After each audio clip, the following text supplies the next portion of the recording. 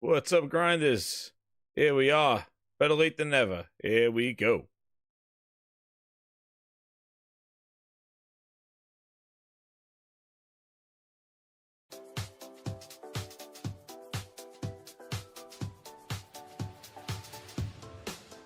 Please welcome to the stage the creator of the Game Awards, Jeff Keighley.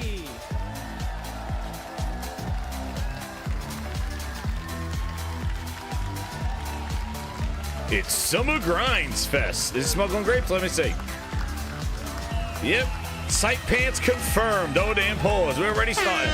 We're already starting. Oh, my goodness. Hello, everybody. Welcome to Summer Game Fest 2024. You ready to see some video games? We are so thrilled to be here with you, and this is a showcase of what's next for games live from the YouTube Theater here in LA. Now, if you're watching this show, first of all, welcome. I know everyone around the world is joining us for this special moment. You ready? I know if you watch this show, you don't just play games, you deeply care about this art form and the health of this industry.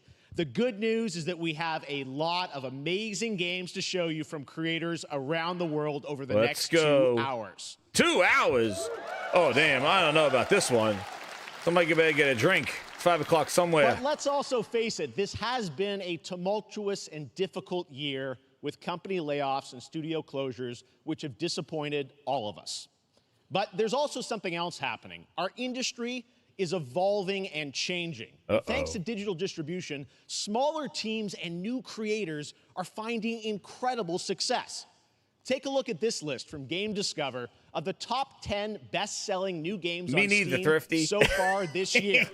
2 of them How's the audio sound? are considered Am I too loud on big there? company games, but the other 8 we're just hanging out in the grindhouse. Indie, mid-sized teams or solo developers. I look at this list, it's pretty cool, right? And I get inspired that new ideas, new teams, this is live, and boy. smaller creators can and will break through.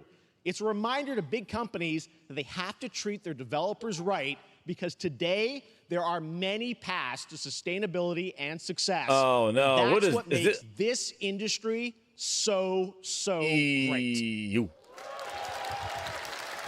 And you'll see that reflected in the show today, because over the next 2 hours, we'll have big franchises on stage like Star Wars, Batman, and Harry Potter. But also smaller titles, including a few games made by single individuals and first-time creators that we invited to be part of the show because we think this platform is important as a way to show you new things that you might not even know about. So when you see a game that piques your interest, please wish list it, or even better, send it to a friend and get them excited. That's how we together can grow the gaming community. That's right. We are going to do that today over the next 2 hours, as we have a lot of games to show you, plus Day of the Devs directly after with even more indie titles. Day of the Devs. So should we get to the games? Summer Gas Fest. That's up to Cool 1985. How you doing, man? All right. Scoping. That's right, Andy. Begins right now. Here's our first announcement. Here it is. Better not be it. A PlayStation game. This is a hot dog guy. Oh, we're doing Legos. The lead and unannounced action game. We see you as more of a psychic. Oh, sure. I get that a lot, but check out my range. Okay. Oh, man. Sony showing Google Gaga games. Oh, hilarity. This is where we begin. On their little... There it is. Studio Gabo. Hey, neat costume. I gotta get me one of those. Ooh, sandwich. Sorry, gotta go. Who is that? That hot dog guy is Aloy, an amazing video game lead. Thunderjaw went mad and is tearing through the valley. Don't worry, I'll bring it down. This is gonna be fun. Yeah, right in the eye. And cut fire attack. A lonely hero, hunting machine. It's not even like the other Lego games, though. I have friends, you know. Let's do this. Right. A friendly hero, hunting with her pals.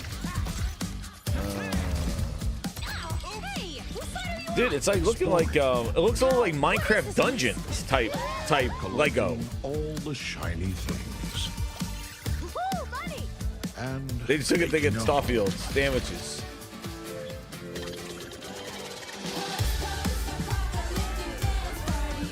Alright, I don't know what this music is. and I'll hear it. Wait, I got my music for this.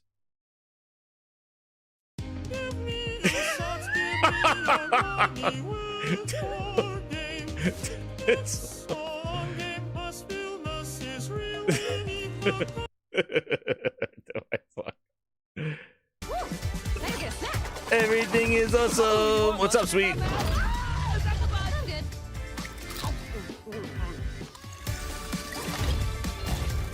Yeah, it kind of looks like, yo, PlayStation 5 Switch? Steam, it's not coming to Xbox, but it's going to Switch? Whoa! Whoa! What are we doing? Wow! Horizon on the Switch? Lego Horizon Adventures what? Coming out later this year for PlayStation, but also day one on PC and Nintendo Switch. What? It's a playful, lighthearted story inspired by the world of Horizon, designed with two-player action in mind, supporting couch and online co-op. All right, now we're going to completely shift the tone to the next game from Torn Banner Studios, developers behind Chivalry 2. For their next project, they are proud to announce No More Room in Hell 2, the sequel to the 2011 award-winning Source mod. Horizon's getting the Switch is getting Horizon. It's up to you to find your friends and survive with permadeath. Here. How can they leave out the Xbox of that? Like Phil Spencer's project, he has a whole project name, Project Latitude, bringing games to PlayStation, and then they're not even putting that on the Xbox. Meanwhile, Phil put Minecraft Dungeons over there. Oh man, Sony just gave Phil Spencer the friggin' nut shot. Oh no, not like this. They're like Xbox. I'm here to tell you right now. We don't care. Dude, that is so weird. It's like everywhere but an Xbox. That is so weird. But to put on a Switch? That's wild. But it doesn't look like the traditional Lego games. It looks like a Minecraft Dungeons type Lego. Yo, what's this? There's more room in hell? Is that what this game is?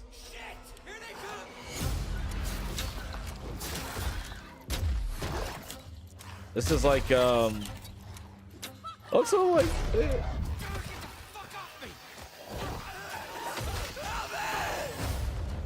yeah, but not your mother. It's not. It's everywhere but an Xbox. It's on a Switch. Horizon. That IP is going to Switch. Crazy. What's it? Massive replayable map. Is this a free-to-play game? What's this? It's a license deal. You're right. Yeah. So that means the Lego, that dev is not putting it over there. That's wild. Did anybody play No More in Room in Hell 1? Series, holding back Horizon. Coming this Halloween. Oh, yeah, boy. Really intense. All right. To introduce our next Day one PC and Switch. Wow, that's wild, dude. What's up, Mighty McFly? Tell us what we're missing, because I don't know if I want to sit through 2 hours of Achilles smuggling grapes. Last year, when she was sitting in the audience. Well, this year, she's joining us on stage. Oh, no, we got interviews. With us. Please welcome Curious Joy. Who? Who? No, keep showing games. Who are these people? Thank you, Jeff. Who this? Hi, everyone. I am so excited to be here at Summer Game Fest. I'm here with you today to share some even more super fun trailers. So let's get straight to another world premiere. A special guest. This is a highly anticipated game from a beloved franchise. What's up, Michael? How you doing, man? Let's see what this one is.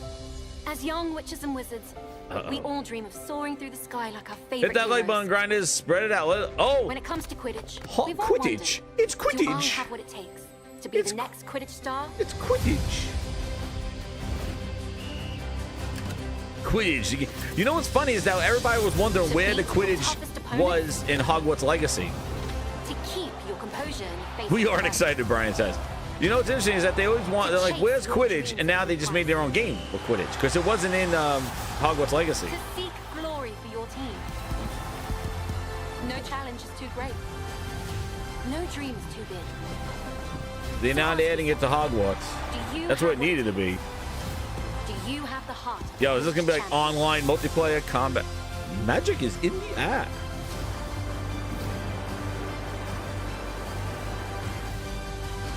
Potter. Quidditch Champions. EA Sports, it's in the game. September 3rd. Yo, that just said day one PlayStation Plus. That's Harry Potter Quidditch Champions launching worldwide on September 3rd for consoles and PC. Now we move from the Potterverse to a brand new world. Did you see that? That was day one in PlayStation Plus. It's coming in PlayStation Plus. Gavin Eisenbeis up in Seattle, who has been making games all by himself for a decade.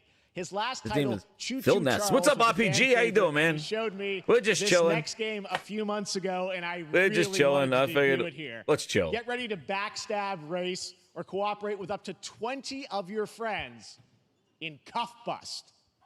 Oh? Uh-oh. I don't play this game. Oh, shit, Vin Diesel. Where's Vin Diesel's game? Oh, damn. They're gonna... What? They're throwing soap?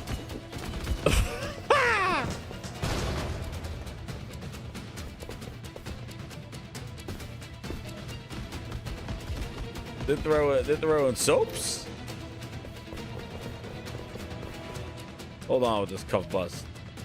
What are we doing here? What are we doing here? All right, that's why Jeff Keighley had to talk for 5 minutes about the one dude in Seattle. Piece of they love throwing the soap, man. Look, the blood. Yo, what the hell?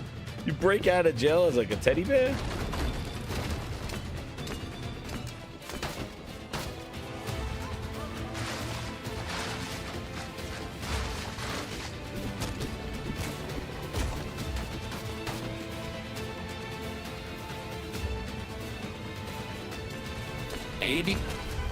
Dive into the virtual world, ready to click. Go gaga, there are no players, can't you see? Jumping in the game, baby, you and me. This is what you get in the games grind, the Summer Grinds Fest. It's just the entertainment.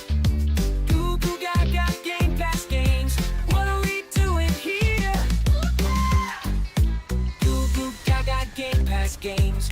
What are we doing here? That's a fun one, right? And remember, that's all made by one person. Congratulations, Gavin. So glad to have that on stage. One dude. All right, next one of this year's most anticipated games is Star Wars Outlaws, coming out on August 30th. Ubisoft, are we going full Ubisoft? And Lucasfilm Games, the first open-world Star Wars game where you live the life of a scoundrel. On Monday at 12 p.m. Pacific, you'll get to see a full gameplay showcase during Ubisoft's Forward event, streaming as part of the continuing Summer Game Fest events. But right now, we've got an exclusive new glimpse at the game, just a small taste. Who's going full Ubisoft? Let's go. Work in progress does not represent final quality of game. We know Ubisoft now. It could potentially be a downgrade. Just hold on. This game looked cool last year when they showed it. I liked it last year. It looks awesome.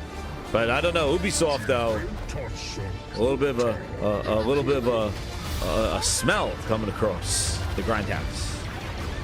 I don't know. Looks cool. That's from last year. I don't know. Let's see. Exactly, not your mother's. Let's go. All right. Let's see. New gameplay reveal for Ubi's.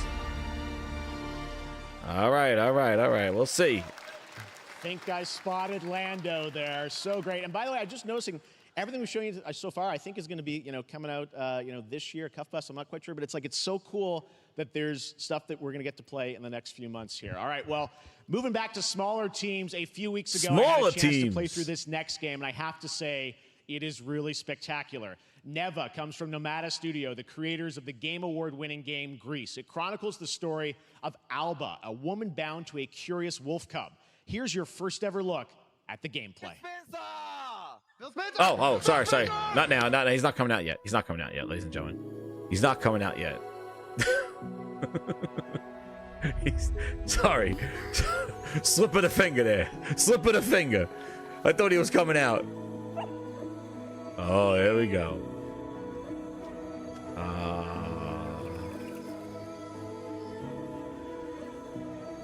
Oh, shit. Sorry, make sure everybody's staying awake, all right? Just making sure. Jesus. Stay awake now. It's qualityness. The other one, the other game with a jailbreak game was one guy. I don't know how many people this is. We keep sticking with the smaller teams. Sir, do we get the win this time? What's up, Ice Queen? How you doing? Keep your pants on. Hey, man, put my pants back up. But Phil Spencer's not coming out yet. He's not coming out. Hold on. Oh. Okay. Holy Spirit, activate. There's the Holy Spirit in the game. Holy Spirit, activate. He gets slapped.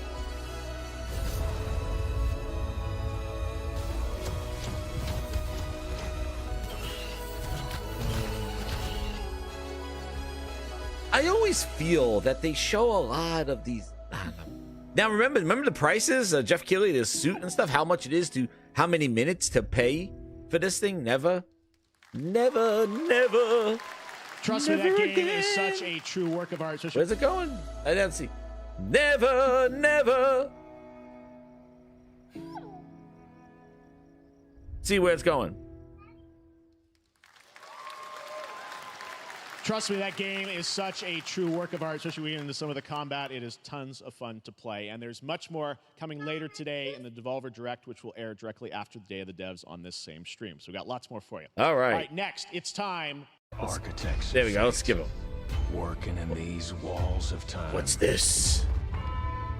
Let us all for death prepare. You kind of fed up? Not anymore on 2D side scrollers? Yeah. What's this game? Oh, is this Age of Empires? What is this? Then die ingloriously and without a struggle.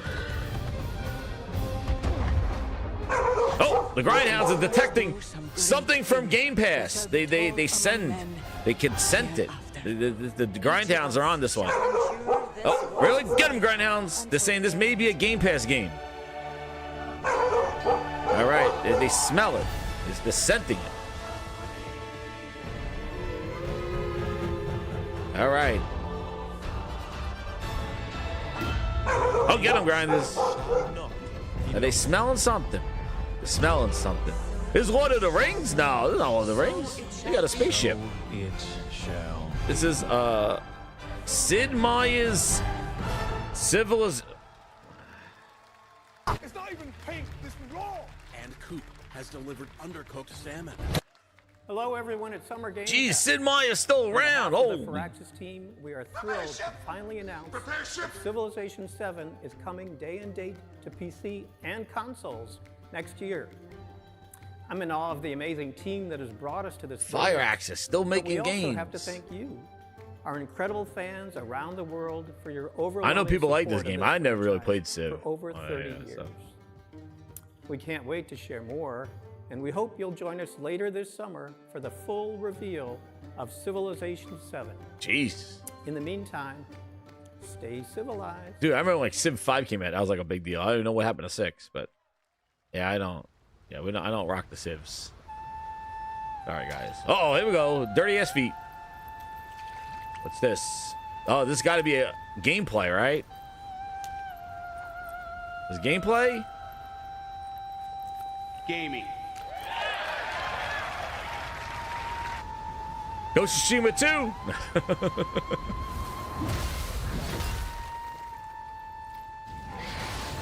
Wukong. Yo, we got 2 hours. Guys, I don't know. Somebody says Wukong.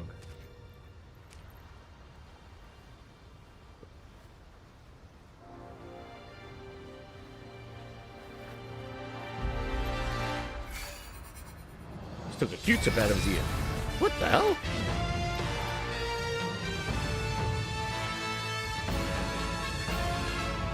Wukong. PS5 Epic Steam. Black Myth Wukong. Looks like a console exclusive. Whoa! Can you get that Q-tip thing? Yeah, what does the game look like though? August 20th is coming out. All right. Oh, MetaQuest games. Oh, this is the commercial. This is a commercial. This is a commercial game. This is a commercial. Yeah, no Xbox on there, and that's the main thing to see where these games are coming out though. So that looks like a PlayStation PC exclusive game, a PlayStation PC, no Xbox. They're gonna need that Xbox showcase. They gotta say, hey, yo, that's got threat too, man. That is wild. Perhaps humans were fated to build the monolith. Yeah, Wukong, no game, Xbox. Heaven and return Horizon, Lego, no Xbox, but on the Switch. Wild. But mankind was given more than it wished for. Yeah, Facebook does have the money in. But chaos. Who this? Every new height brings a terrible fall. And yet hope still glimmers. Even in the depths. Yeah, that's not coming to PS4 too. Like mayflies. Yeah, I can't. I don't know. I never played the first Wukong or Wulong, like Wukong. Was that on Xbox? Was that everywhere? Oh, this looks like a. What is this game? I always like big epic boss fights. Those the Grindhouse approves of big epic boss fights. Wherever we do approve of those. We stand together. I don't know who that is. July 9th, Once Human looks like a free-to-play game, probably. Oh no, Samsung. This is a Samsung commercial. Samsung, take a Samsung gaming hub. Yo, uninstall that. I don't watch no Samsung commercials. Wukong, it looked good, but there was no gameplay, but it looked interesting.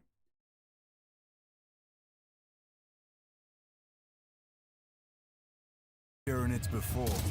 Only these past Warhammer. Then there is I never played the. I think I played one Warhammer. The numbers are endless. I will take you all with Yo, these games will keep looking better and better, but I think their performance was not too hot. The Warhammers and stuff like that. I don't know. I don't think I ever tried one. Space Marines. They're like almost like Gears. Yeah, Claymers. That was no console required Samsung hub. That was. All right, welcome back to Summer Game Fest. We've got some amazing developer guests joining us throughout the show, and I'm very excited to introduce our first guests. They are legendary creators who are working on a brand new fantasy RPG Metaphor, slated to launch this October. Please welcome the director and art designer. Warhammer Israel. It looks good. Yeah, it's looking even better. Katsura Hashino and Shigenori Sojima. The Persona dudes. These Persona? Who are these guys? Metaphor. Uh-oh. Is that a game? What's this? ありがとうございます。アトラスの橋野です。今日は副島さんと一緒にこのステージに立ててとても光栄に思ってます。Thank you, everybody. It is a pleasure to be here. My name is Hashino, and I am the director of Metaphor. It is a pleasure to be here with Mr. Soejima. このゲームはね、アーキタイプという他のゲームで I got the translation. その姿に主人公たちが変身して明日の未来のために戦うというとても熱い RPG です。This game is an RPG in which the party members transform into their jobs, which And you can't stop me. types allow you to against your enemies. Sorry. アーキタイプは誰もが持つ不安と向き合うことによって覚醒する力です。すべてのアートワークは力強さとオリジナリティを意識して描いています。その総数は40種類以上にも及び、経験を積ませると一部のアーキタイプは進化することもできます。Oh my God, that's what he just said? Archetypes are the embodiment of power born from the will to face your fears and anxieties. We gave it our all to instill each and every archetype with a feeling of strength and uniqueness in each of their designs. In total, there will be more than 40 types of archetypes available in the game. These archetypes can gain experience, I know, right? Like, some of them can evolve into stronger Day1 PC and the Switch, dude. メタファーはアトラスの RPG、我々が作ってきた RPG のノウハウをすべて結集させて作っています。とても大きなボリュームのゲームです。I appreciate them on stage and stuff, but show the game. What is it? I don't even know what the game is. ぜひご覧になってください。 Hit that like button. That's right, Lucci. Everybody hit that like button. We are pouring all of our acquired expertise into this game to make it as exciting as possible. In fact, we've even brought our latest trailer today, which is centered around the topic of these archetypes. Nice. Thank Show you very the trailer. much, and we hope you enjoy it. Nice. Show the trailer. It is said that we all have inherited heroic virtues deep within us. Xbox logo. What is that? They have branding on this? Reality is, we oppress. We fight. Are you serious, Don Johnson? Or are you joking about the Wukong and having trouble running on the Series S? Flows through this Dude, there's a lot of games. Yo, Lego can run on it, though. True magic. So is this these the Persona people? Who are these people?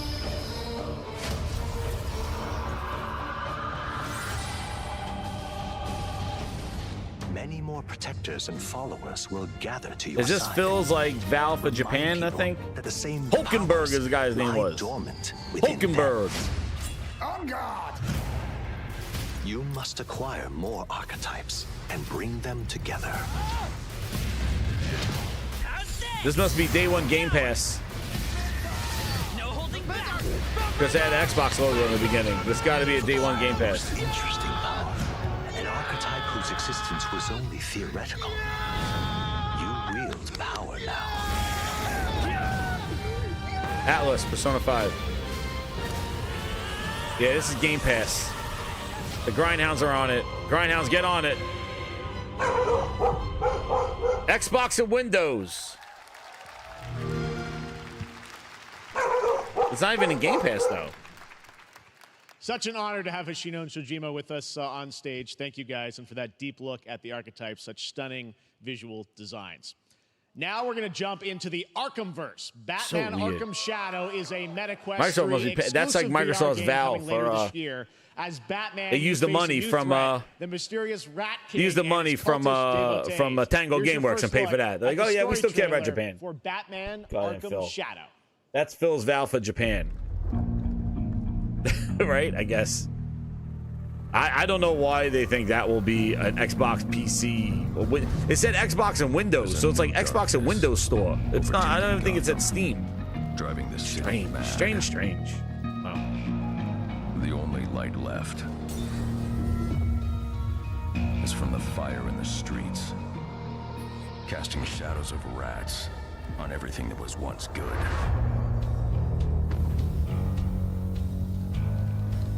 Fear is their weapon. Oh, is it? Because it wasn't on there, maybe. Okay. But Metaphor is releasing on PS4 and PS5 as well. Yeah, I thought it was strange. Like, why would it be just like Windows branded? What's this? The Rat King will stop at nothing to destroy my city. Get him, Batman. How far will I go to destroy him? Arkham Shadow on the MetaQuest 3 VR game. See, that's the bullshit. Like, come on. Like, show the VR. Come, you know. Tune in for official gameplay trailer at Gamescom. Oh, come on. It's a VR game. Don't, like, I hate when they do that with VR games. They show, like, all this stuff. Like, show the VR gameplay. Gamescom. Oh, yeah, okay, yeah. I am looking forward to heading back to the Arkhamverse. Now, it is time to update fans on a legendary fighting game franchise. And that includes me. Because I have been a fan of this series ever since one of its first iteration and have been playing each one ever since. So, let's check it out.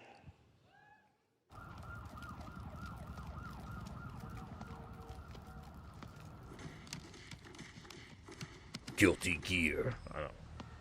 I don't know. The hell is that thing? A moth? Jeez, I got a monstrous moth, like, stuck in my, friggin' screen over there. And, that's the Fatal Fury.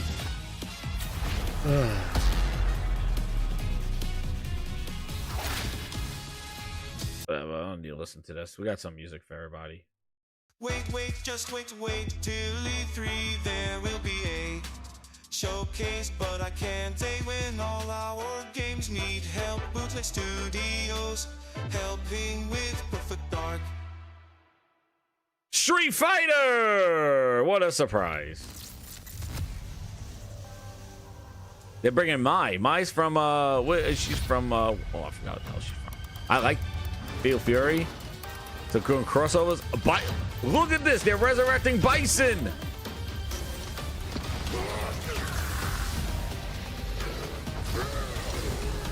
Street Fighter, Cross Fatal Fury. Yeah, but is it all of them? Uh-oh, a shattered Ember. That's M. Bison. Oh, damn. M. Bison, Terry, Elena, and Mai. Pack him up. Vincent Dennis says, packing his bags. That's a cool version of M. Bison, though, like resurrected. That's pretty cool. How's this? Fighter Pack 2. There you go, baby. Oh, damn. What did he do to him?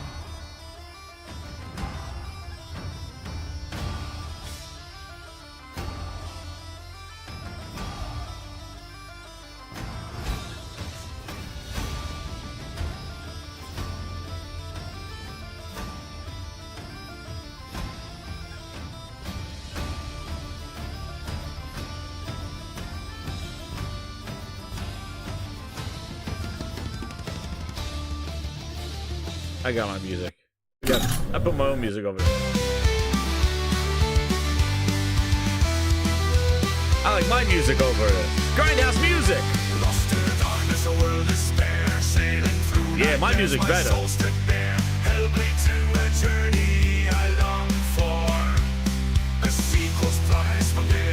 We got Grindhouse music for everything. The first was a masterpiece, a twisted delight. Experience pushing boundaries with might. In the hands of a giant, this game could soar high, but will. Excellent. Test of power. I guess we'll see. This will be when the true battle. It fits better, D-Rock says. Oh, damn. We're back. Dragon Balls.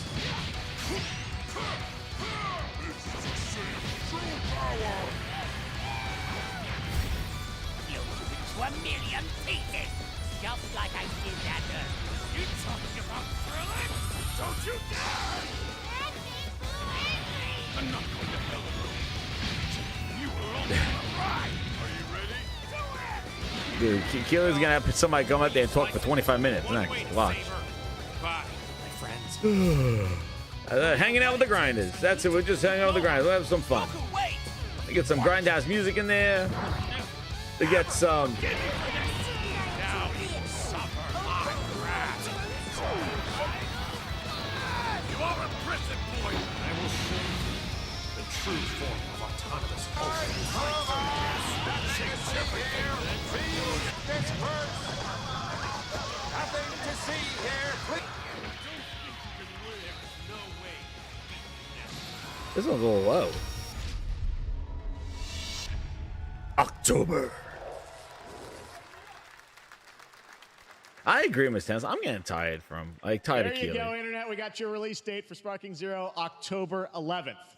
Now we step into the world of Delta Force Hawk Ops, a free-to-play tactical shooter available to play on all platforms. Here's a look at their multiplayer FPS extraction mode. Oh, man. Team, rally up. Free-to-play extraction mode everywhere. The situation at Zero Dam is now very serious. With conflicts escalating between Havoc Corps and Outlaws. It's time to take action. Wow, they got some good music with this game.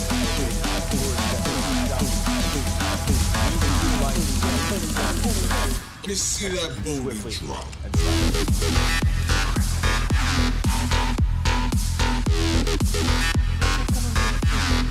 Development, build, graphics, and gameplay features. Go, go, go. Clear the area. Who's running around? Like, why is it so slow? Is it like tactical, like Rainbow Six? Oh my God, look at that flamethrower.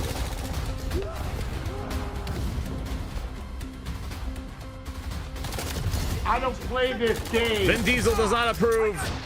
I don't play this game. Free to play everywhere. Extraction. I don't play this game. All clear. Prepare for decoding. Call of Duty got competition? That's all. Dude, it looks like it's janky as hell. It looks like the frame rate's like atrocious. Good luck. Uh-huh. Yeah. Golf clap. But that is not all. The game's premium campaign mode, Black Hawk Down, is a reimagining of the original game that is also fully licensed to recreate moments from the award-winning Ridley Scott movie. Here, the Black Hawk Down movie? Our first look at that gameplay.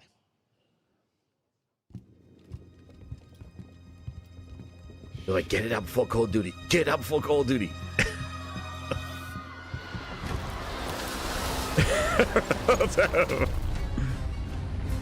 Dude, I remember they made... Yo, I remember the game I played Black Hawk Down. Do you remember the game? I remember that game. I played... It was on... Was it on the 360? Black Hawk Down, the video game. When did that come out? Yo, I remember buying it. I remember playing that game because it was like after the movie. What is it? Black Hawk Down game. I remember that. Was it the 360? Delta Force Black Hawk Down from Team Saber. Yep, 2003 it came out. It was PlayStation 2. Dude, I remember this. Holy crap. Yo. And now, I have an update for you on Fatal Fury, City of the Wolves. For real this time. Remember that? Remember this thing? That was it. Delta Force Black Hawk Down, dude. Yeah. 2003. Holy crap.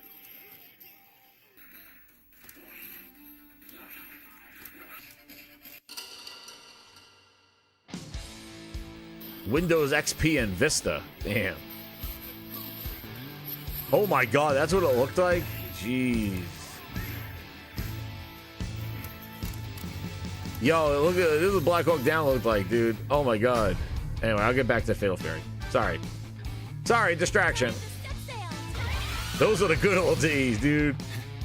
It was like you had vehicles, and it was like a big deal to have like vehicles driving around. Damn.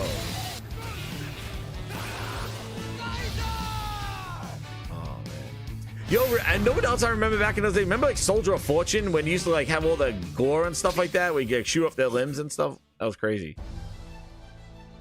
Uh-oh. Halo Infinite with Atmos? Oh no, Phil! I waited for Halo, and all you gave me was bootleg Joe. So now we sit and wait for content. That's the best they got. I got a Dolby commercial with Halo. Oh man. A commercial. That's Halo. Phil. Halo with a Dolby commercial, Phil.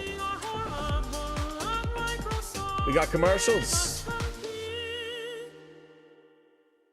I don't know what, like, I like how they roll in these commercials and make you think that they're game. Like, they just roll in these ads. Yo, Soldier of Fortune was wild, man. I remember renting that from Blockbuster. Hey, Enrique, I smell this. I smell the bullshit from a mile away, Enrique. That's what happens. I knew it. I knew these commercials. When Smuggling Grapes comes back on, that's when we come back up there. Poor Halo came into a Dolby commercial. Jesus, Phil Ness.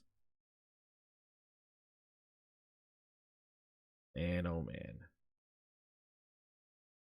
You know. So what are we feeling, everybody? How's this show? What are you thinking? I don't know. I feel something coming over me. I'm feeling a little blue. You know, I'm feeling a little blue. I think I got the... Let the music play.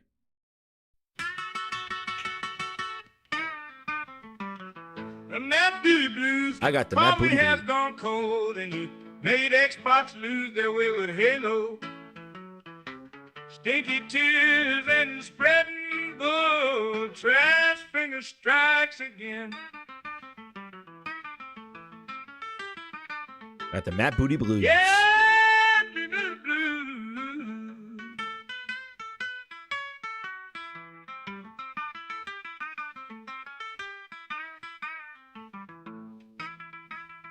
Coffee has gone cold and he made Xbox lose their way with Halo. Stinky tears and spreading boo. Trash finger strikes again.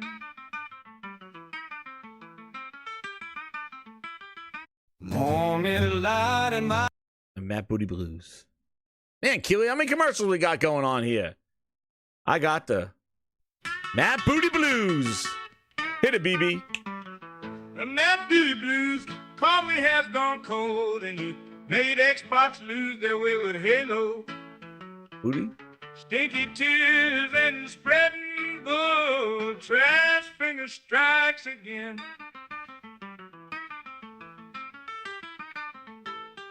Yeah, blue.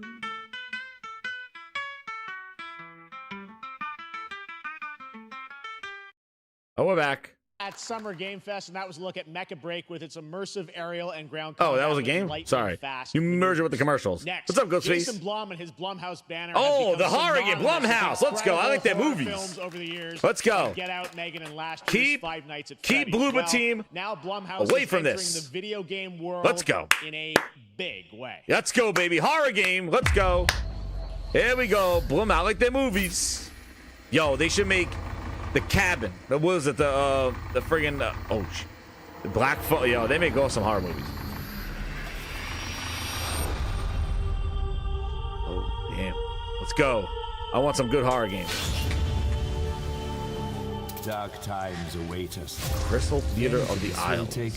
Oh, is it a bunch of games? A first person. What the hell? Oh, man. What the? What's this? Oh, wait, wait, was that a game? And what's this game? For Perfect Garbage. Oh, wait, that was one game. This is a second game. Okay. All right, I was confused. There's like a slew of games. Sleep awake? I'm terrified to sleep, and I am scared to death to stay awake. Black Phone was Don't good. worry, Viv. If any ghosts actually show up, I'll protect you. Hell, this is like a bundle or something? Like a humble bundle? No matter what, just go home. Is this a humble bundle? What is this? The local police department asked me to help with a case. This is Blumhouse Humble Bundle. Game designer. Should have some developer. Oh no! Oh no! What happened to the first game? What are we doing? Is this like an anthology? Project C? Oh no! Project 3Cs. I'm confused. Yo, this is like Bloomberg Humble Bundle.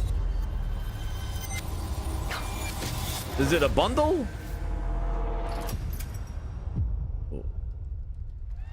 All those games, $20?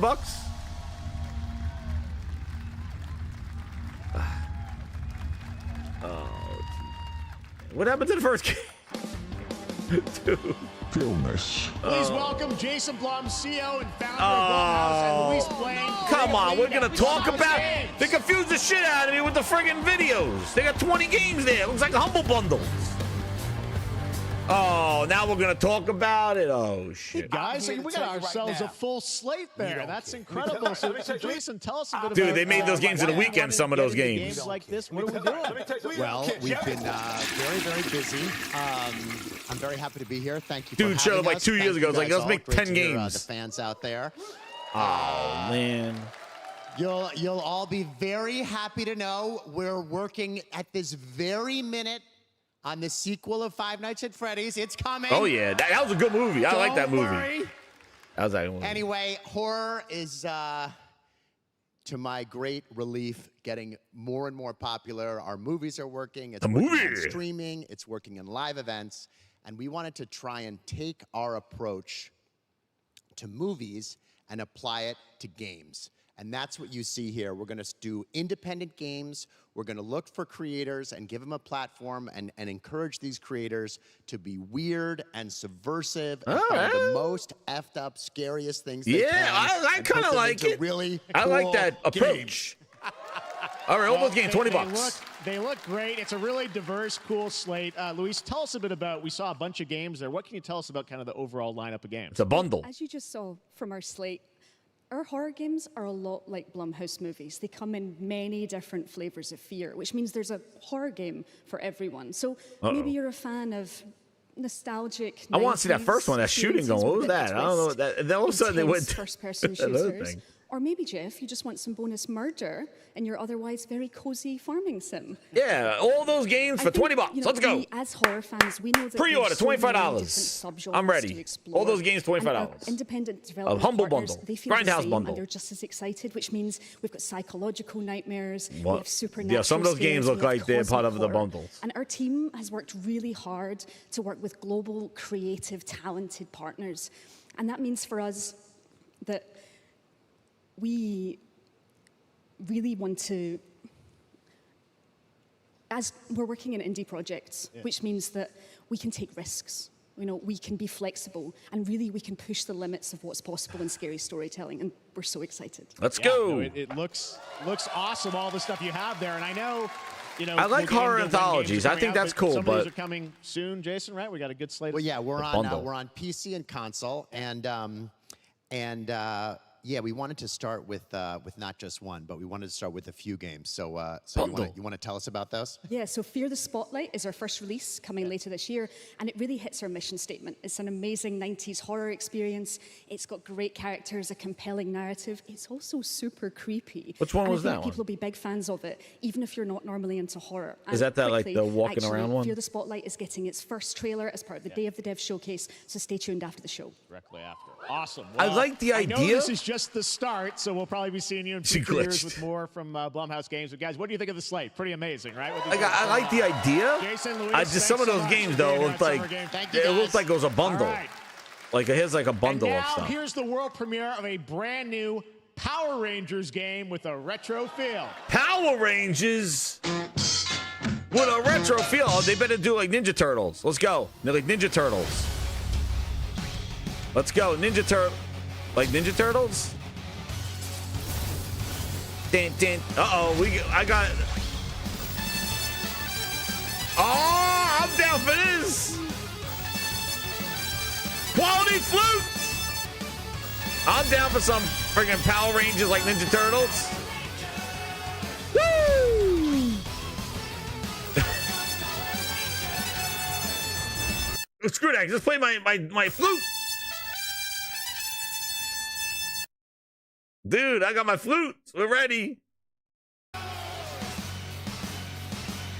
Maybe I want to top my guy. Oh, no. Looks a little too pixelated, but I like this though. I like those Ninja Turtle games, and let's see how I decide. First person. All right, I'm done. I'm ready for this. Let's go. I'll get that. Let's go. Quality flute. I'll play that. I like that. That nice little palate cleanses. I'll take one of those. That's good. I'll take Power Rangers as like a Ninja Turtle side-scrolling brawler. Sounds good. Needs online though. That'll be fun. And then he also the Phil Ness flute. What's this? There's a sad game.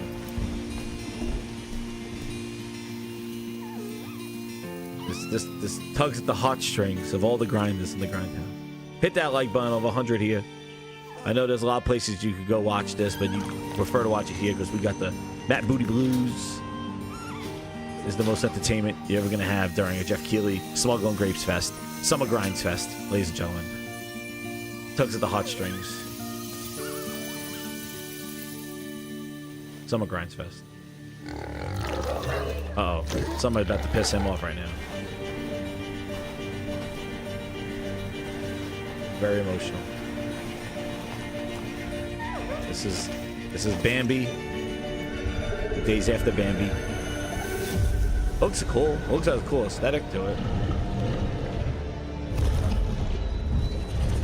Kick his ass, Bambi! Kick his ass, Bambi!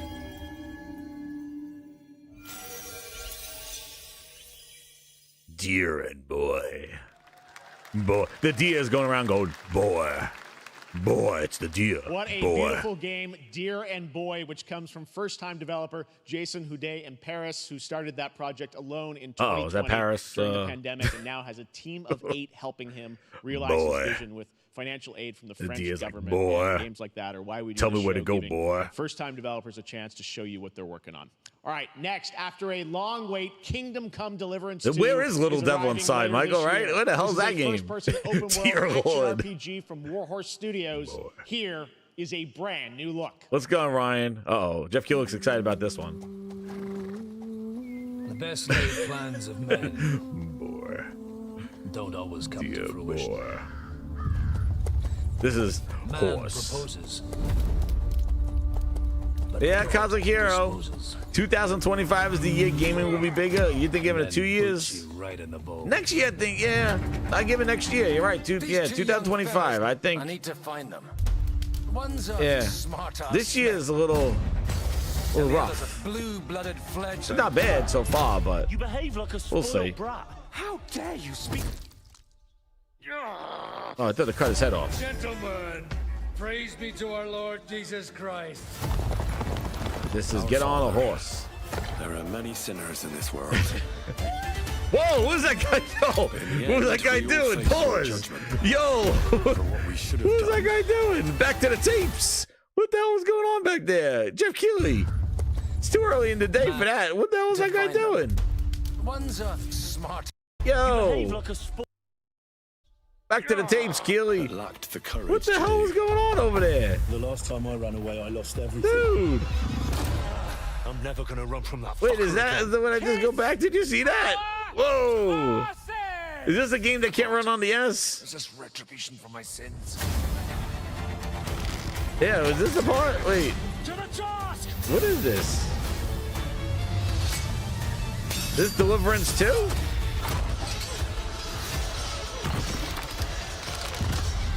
Yo, I had to see that. Come on. Call that horse, bitch. Wait, I gotta see what the hell. Oh, King, this is the game that can't run on the S. Phil said, no way.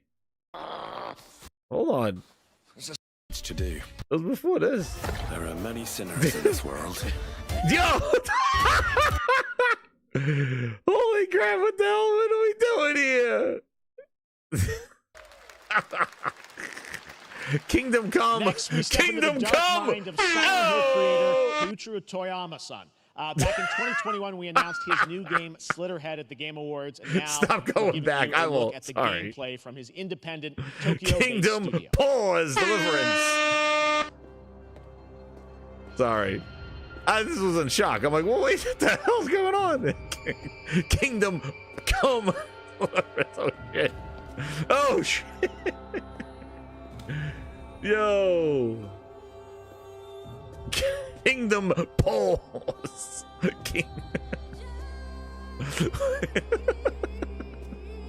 Yo, Keelan got no shame. He's like smuggling grapes. Let me show you this. All the Series S owners are like, I got to upgrade. Look at this game. What the hell's going on? What the hell is this? What are you? Are you a virus?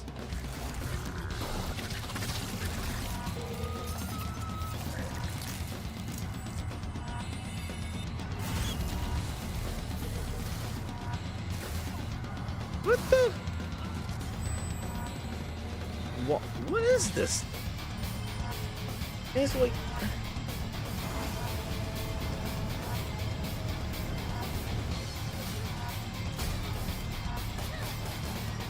Like, do you listen here? I know, right? PC Hawk, it's crazy. There's Sony putting games on the Switch and still not on Xbox. After Phil is giving Sony all their games, they still won't put Horizon on the Xbox, man. Sony just gave Phil a nut shot. It's crazy, PC Hawk. They're putting games on the Switch before Xbox. Wild. It's on everything except an Xbox. Explain that to me, PC Hawk. Incredible. They're just putting their games where they'll sell. They won't. What the hell? Dude, that just guy grabbed his arm? What is this? What?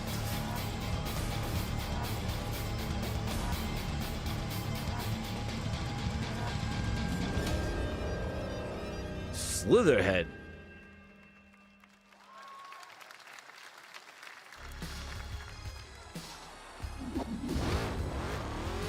What the hell's this thing? Mr. Potato Head?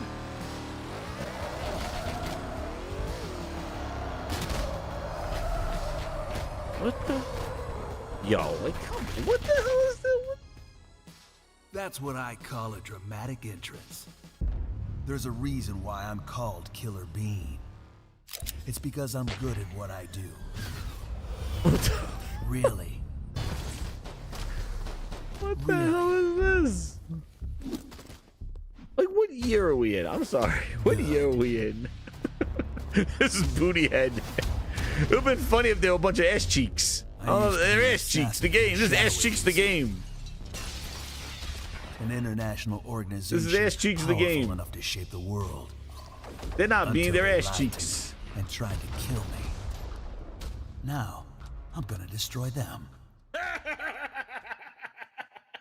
You're the gosh darn idiot who wants to take down the Shadow Agency. Well, it is sure nice to meet you. Before you die.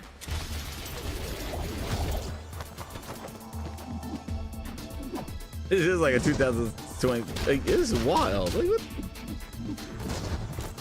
Yeah. That looks like it's cool gameplay.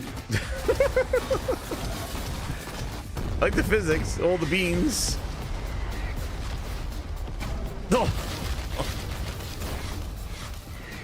They made me who I am. What the? And I will make them pay for it.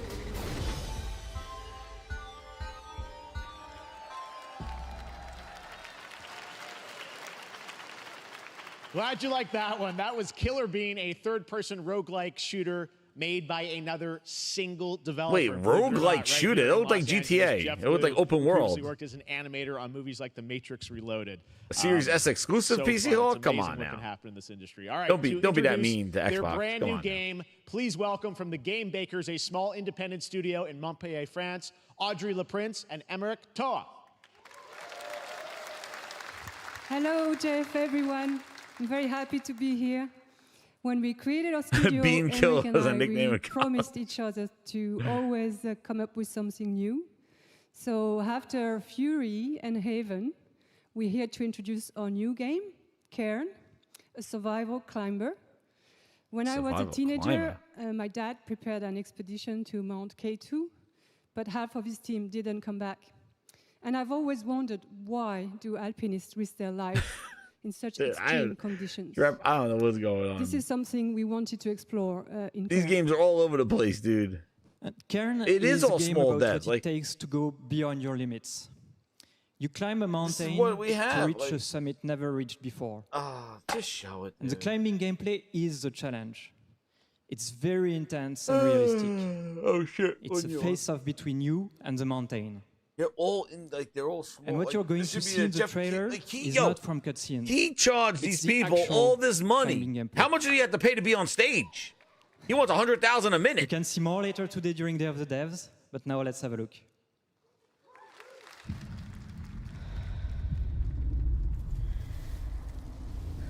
PC Hawk's cashing out. You can't see this anymore. I know PC Hawk. It's rough. It's rough. This is Cairn the climber.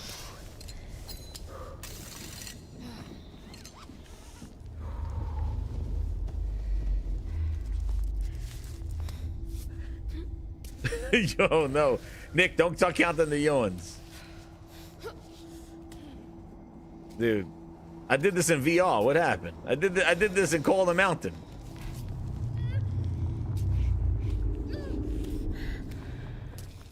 Look at her knees are trembling. Is that the physics or is that the animations? Oh, so you can't fall and die? You can only just like...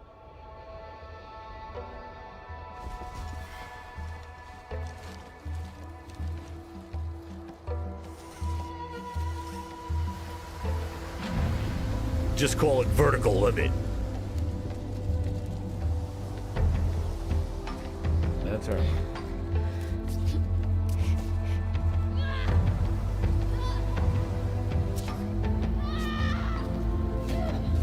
no, she's grunting the whole way.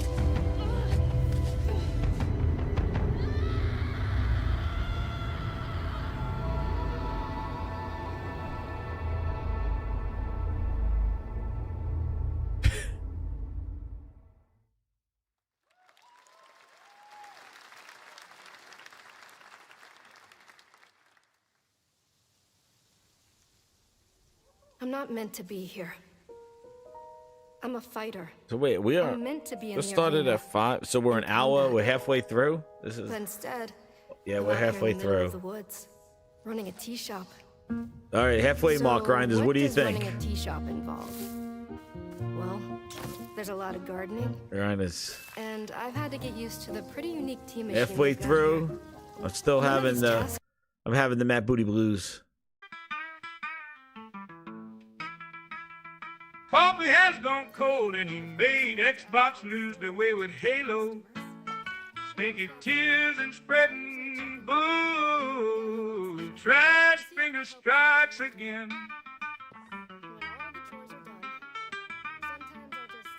And do absolutely nothing. Matt Booty Blues. I can stop running. This is good for me. I need to enjoy this. I feel good. I'm happy. I'm happy. I'm happy. You climbed to the top and asked for a manager. No, not like this.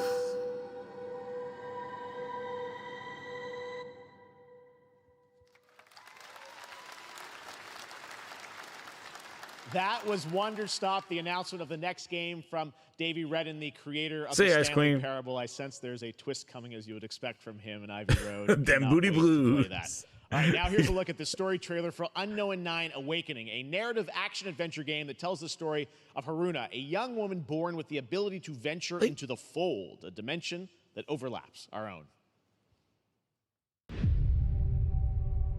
Turn your thoughts inward and focus on your shade. Do you feel it? I do.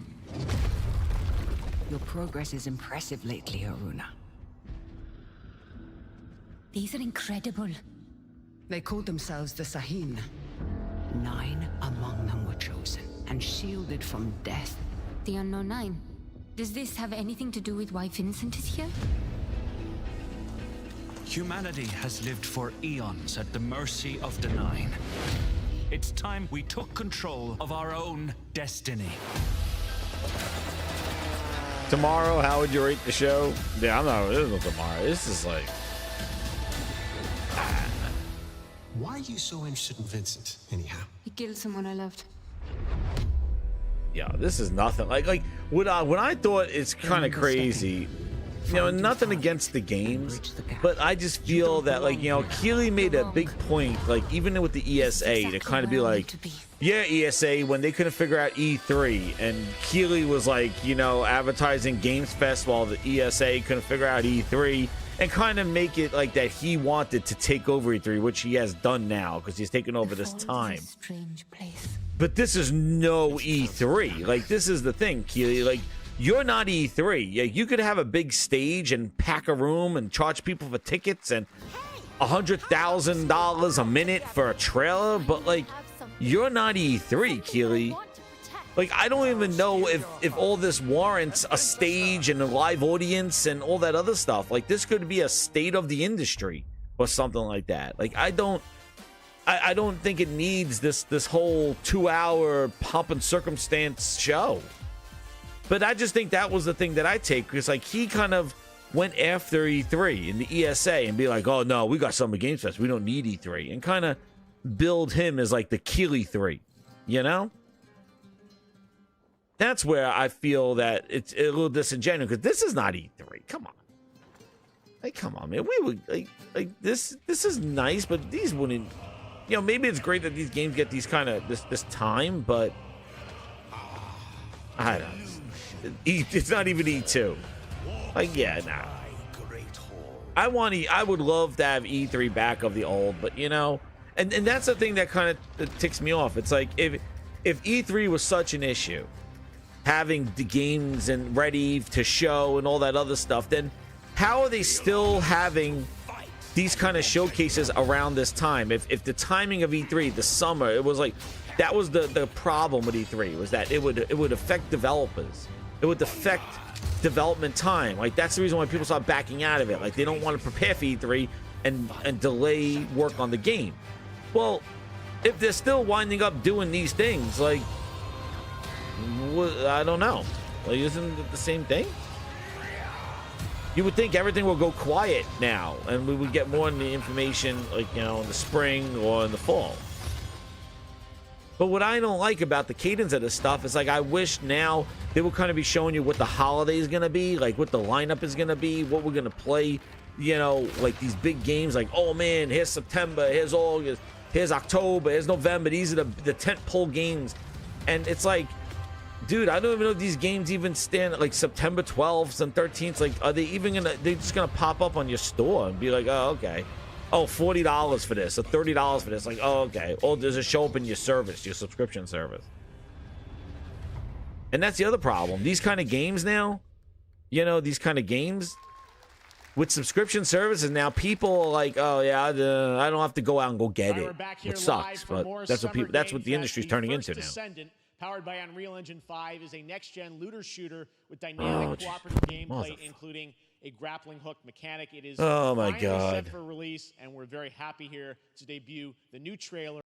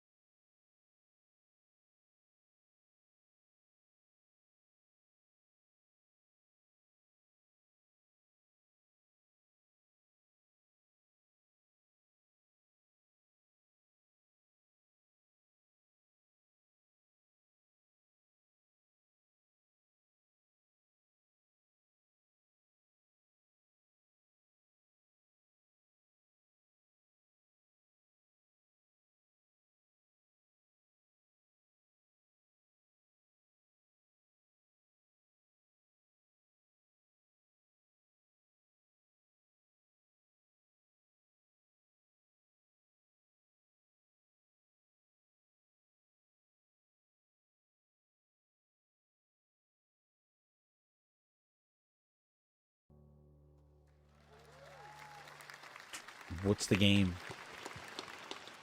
That looks awesome. The First Descendant will be available across PlayStation, Xbox, and Steam. Wishlisted now and prepare for the release on July 2nd. And now, please welcome two developers whose hit indie game Among Us comes out the world by storm in 3 friggin' weeks. And they're not showing gameplay of it. Here are Victoria Tran and Forrest Willard. There you go. Game comes out July 2nd.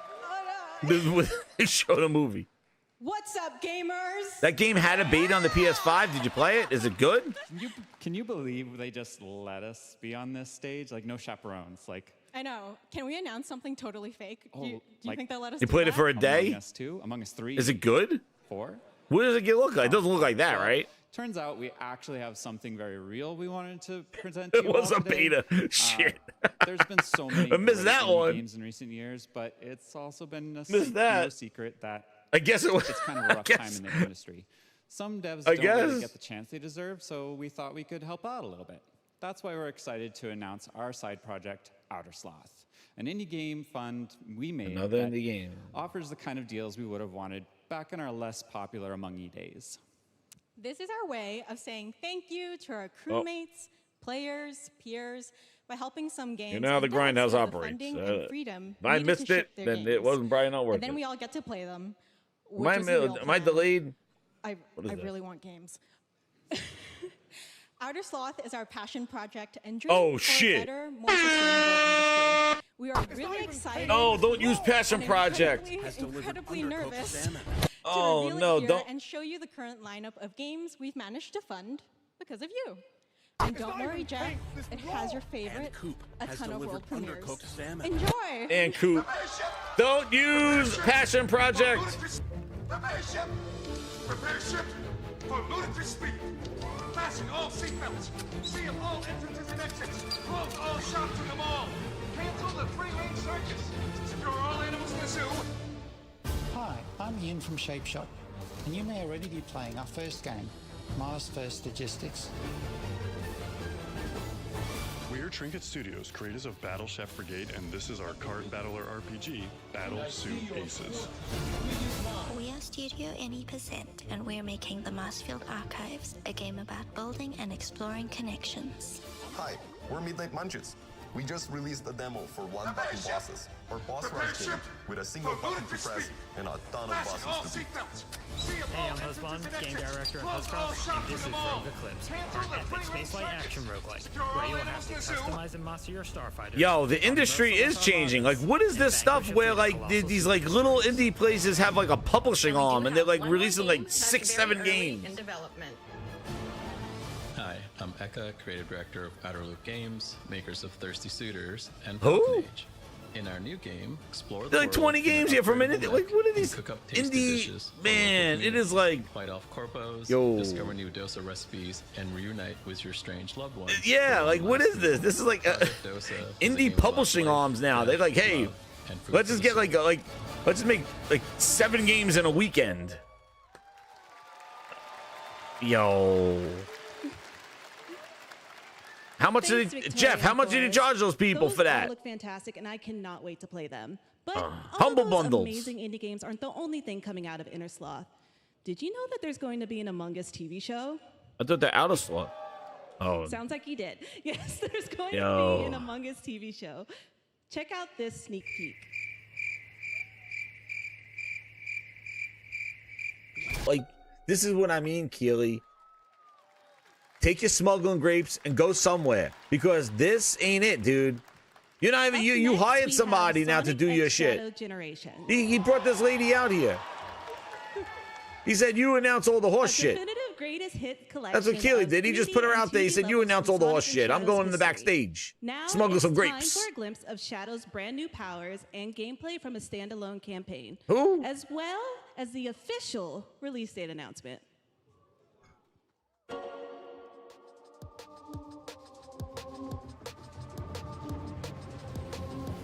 How do you show that shit? And then, like, all of a sudden, Sonic shows up.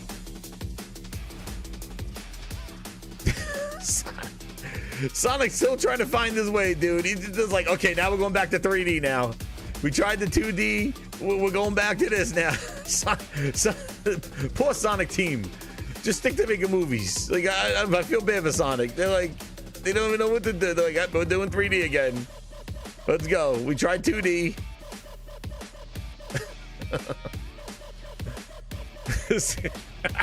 Keely's doing a wardrobe change. Oh shit!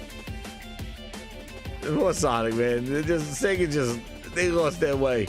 We lost our way with Halo. They're trying everything with Sonic. A collection. Oh, is this? They're doing these again. Yeah, these are like. Where's Amy? Damn it! That's all my daughter cares about is Amy. Sonic Mania is good.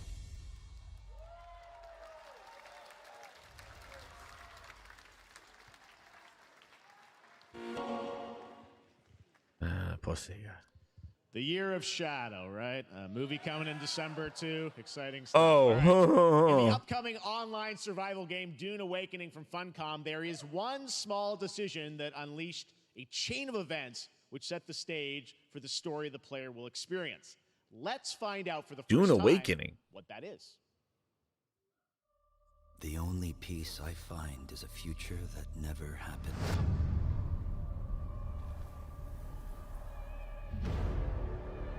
One where I, Paul Atreides, was never born. I created the future. Where's the game? Why they show these service game? Whatever. I don't know. What is Dune? What is this? Dune Awakening. Please, grinders. Forget me if this is like some sort of like hype on Steam. I don't know. What is this stuff? Dune Awakening. Is it out yet? Did it come out? What is this? Given birth to a girl. Dune Awakening. Everything would change. Beta sign up. Dr. Yue exposed before his What's the betrayal. game? A world where my Media. father Let me lives. click on media. Did we see the House game? Atreides surviving the Battle of Arrakeen. Create a book, video. Sardaukar deployed to protect Arrakis is one of the harshest planets in. There's a guy standing there talking. a war of assassins spreading across the planet. Wish list for 1 million wish lists. They're celebrating their wish lists. Exterminated. No Preview roundup. no What was that? idea. PAX. Let me see. No, All right, look. Here's please, gameplay. no. Here's the game. No Kwisatz Haderach. Yeah, I'll show you more gameplay than Jeff Keighley is doing. All of my visions lead to horror. Skill tree. Here's the game. Except for this one. This one leads to you. Oh, okay. So there you go. I showed you the game shots. I showed you more game than Jeff Keighley showing. There you go, grinders. I give you the behind the scenes. There you go. More Dune Awakening coming at Gamescom O&L in August. Now it is time to see the announcement of another new game from a brand new development studio. Yo, what are we doing? What are we doing here? Helldivers the cartoon.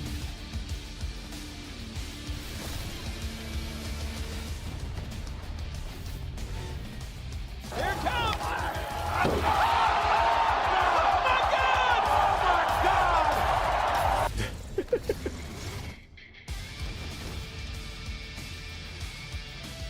Yo.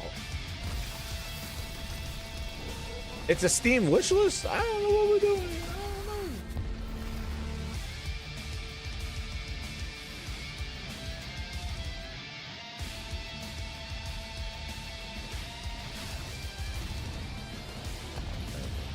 Guys, you know what time it is.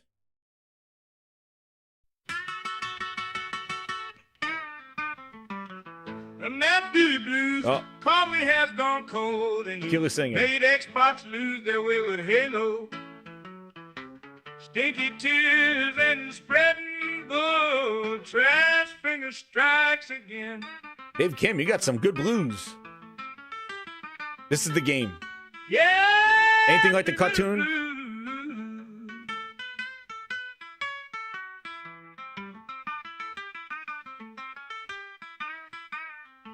This is what I hate. What they did. If they show that Probably step. has gone cold. Oh, and sing it, baby. made Xbox lose their way with Halo. Sing it, baby. Stinky tears and spreading. This guy's a good singer. gold. Trash finger strikes again.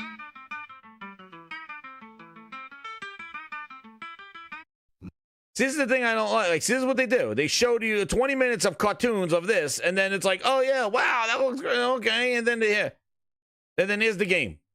This is what I mean. I'm like, why? Why show us that movie? There's the game. This is the game. They just showed you 3 minutes of that CGI cartoon, and then here's the game. This is what I mean. The game, the cartoon has nothing to do with the game. The bullshit. I'm not listening to this shit. Let's hear what he's saying. Let's hear what this guy's saying. Very turned I into this. A bump in the road comes, and she be sarcastic. I won't be coming back until Saturday when you leave. She's gonna try to stop me, but she can't run in those little high heels. Damn, Keighley! See this face again. Wrapped in the world's most deadly game show. Now, after dozens of updates in 2 seasons, we're unveiling where contestants will be going in the all-new season starting next week on June 13th. What? Sharpen your katanas and welcome to Season 3 of the finals. Yo, they're on season 3? They're on season 3 of the finals? I'm here to tell you right now, we don't care. Let me tell you, we don't care. They're in there. Now they gotta start getting crazy now. They gotta start bringing some whack-ass shit in there now. Because we got chefs in there. We got, they got some crazy ones. Oh, man. They gotta add some wacky ass shit now to the finals. Yeah, bow and arrow people. Yeah, they gotta go Fortnite now because they're on season 3. Yeah, with samurais. Yeah, they're like, yeah, we gotta throw everything in there. Throw everything into the finals. They got ninjas and samurais. Like, what the fuck? Oh man, they're like this. They're like, do something. Do something. The finals in Kyoto. Right. Please welcome multiple Game Awards winner and a dazzling Game Awards performer, if I do say so myself, Sam Lake from Remedy. A DLC for Alan Wake 2. He was out there last year. Do something! Do something! Do something! They're getting all their air back! Do something! Do something! Do something!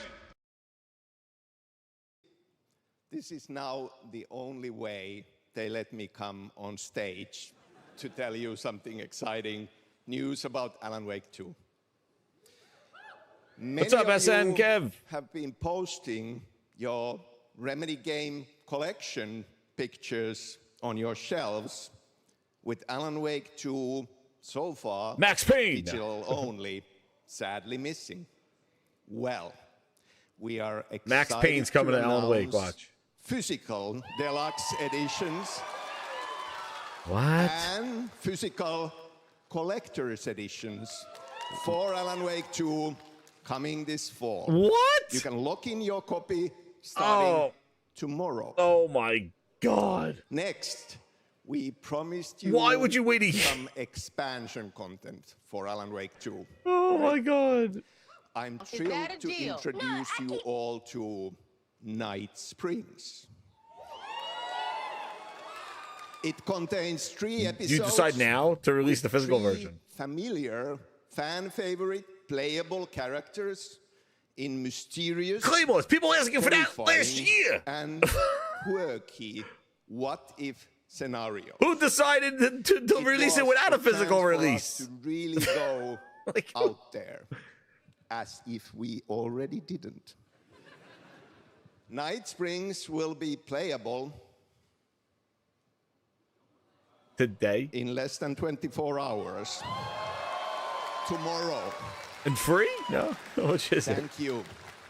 Now, with this world premiere, I invite you to step into Night Springs. So they dropped Night Springs in 24 hours, but it took them over a year to get the physical versions. Whose decision to make? What the fuck?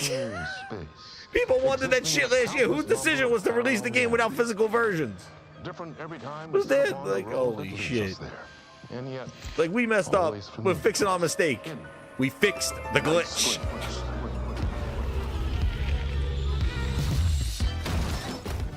I'm in danger. Please, my #1 fan. You're the only one who can save me. And I will come back for you, my love. Oh shit, what's his name? Sean, I'm really happy. They brought him back. Yo, they're bringing their characters. Okay. He was the only one who could save the writer and the very soul of literature. 3 episodes. Something was different. They brought the Quantum Break guy back.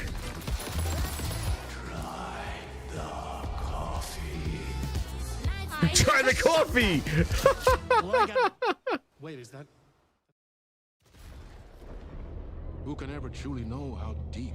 Try the coffee. Goes in Night Springs. So basically, they did like 3 episodes of their other IP. Through the endless Amazon Games. Is this the Is this the Lord of the Rings? Or no? Sea of Thieves. What is it? It's an episodic game. That drops tonight. Amazon Games. Remember, Amazon's the real competition. Let's see. Amazon's the real competition. Over the island's deepest secrets. Jesse Fadden. Yeah, that's pretty cool that they brought their characters for the from those other games there. They didn't say how much it is.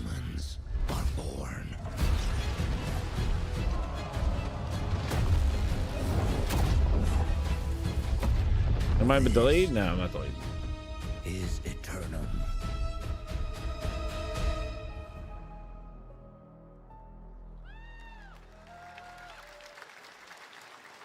Oh, that's right. New World Aeternum will launch on PS5, Xbox Series X and S, and PC on October 15th.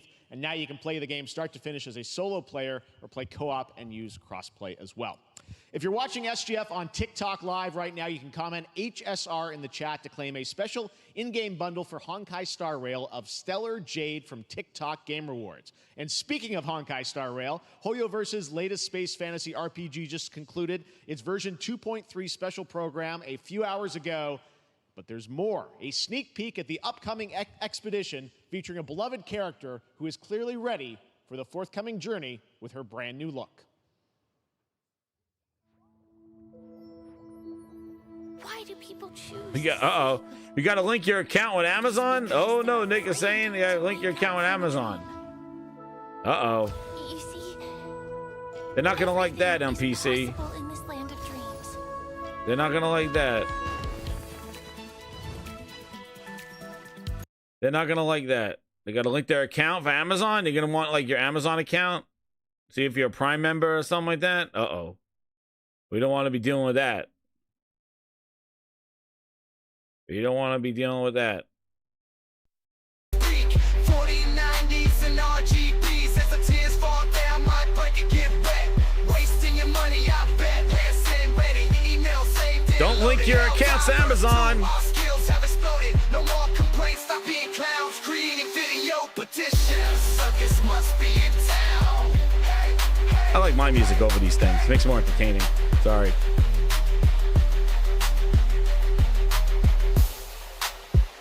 Hiding behind steam, feeling the heat with you and your refunds ain't that sweet. Hell divers too, you played 50 hours, but now you're like clowns just jumping through the shower. Such petty souls acting so tough, but behind the screen you can't get enough.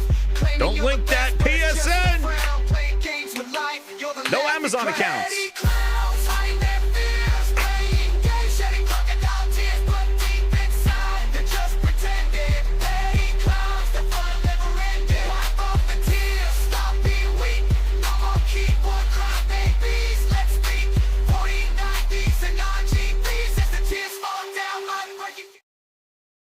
What's this game? This is VR.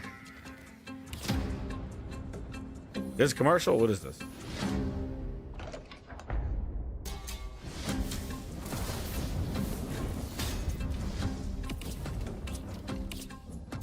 What the fuck? What is this stuff?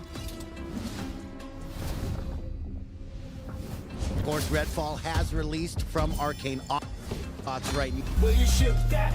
Sure, we'll fix it later. It's all part of the plan in our trash-ass service. We'll make it right with updates and patches. We'll take flight, got bugs in the system, glitches in the code, but we'll keep on playing. We'll never lose hope. We'll release it anyway, cause we know the fans will stay. Fix it later, that's our game developers' way. Game-breaking bugs, we see them all, but don't worry, my friend. We'll have a ball, we'll patch it up.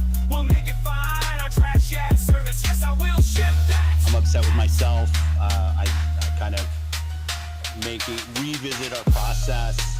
You know, I think back to the announcement of 60 frames per second, and then we weren't shipping 60 frames per second. That was kind of our punch in the chin, rightfully. Unforgiving fantasy FPS dungeon PvP and darker is now. live on both Steam and Epic Games Store today. Play it this weekend. All right. Lots of fans are joining us here in person at the YouTube Theater, and we thank you for that. Commercials! Ahead of the show, 4 lucky fans were upgraded to our VIP section thanks to the VIP section. Look, there they are. There's nobody there. You don't have to be a VIP to be treated like one. All right, now here's the announcement of the release date. No, there's only true VIPs, the grinders. Kunitsu-Gami, Path of the Goddess. Uh-oh.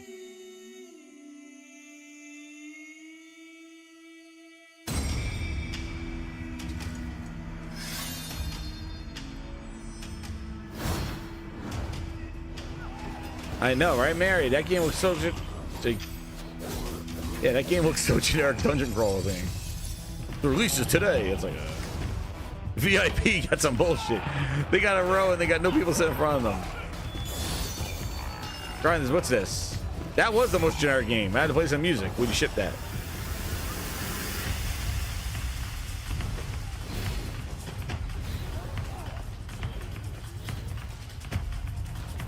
Dude, I don't know. I lost count of the grapes.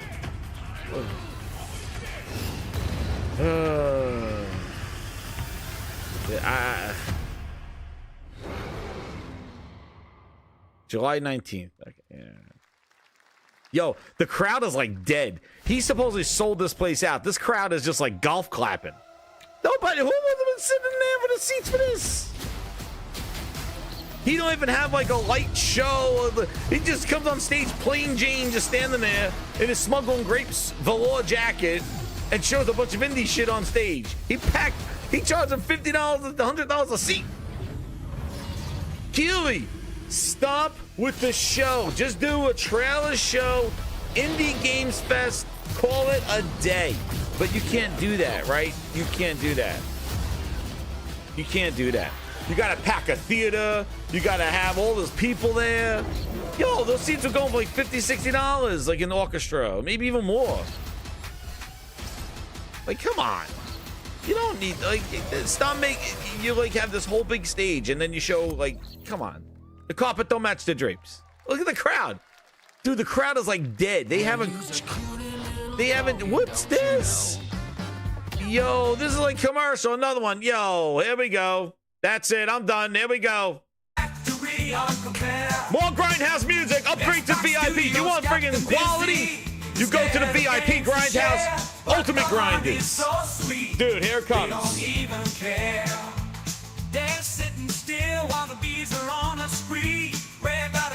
His ego won't allow it. That's right, exactly, Kazuki.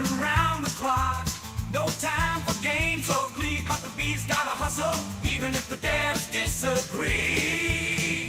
Honey, honey, from morning till nightfall, he's working hard, doing it all. Xbox Studios got a sweet surprise for sure. Busy bees making honey beyond the gaming alone. Game released last year. What are you showing?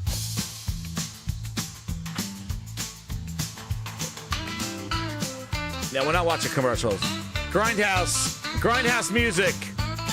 There you go, Grindhouse music. Hit that like button, Grinders. Who does it better than this? I'm here to entertain you.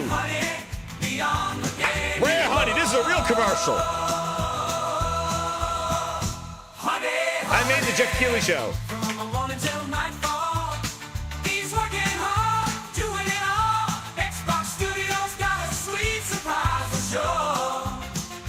Busy bees making honey beyond the gaming alone. I'm paying for an ad next year.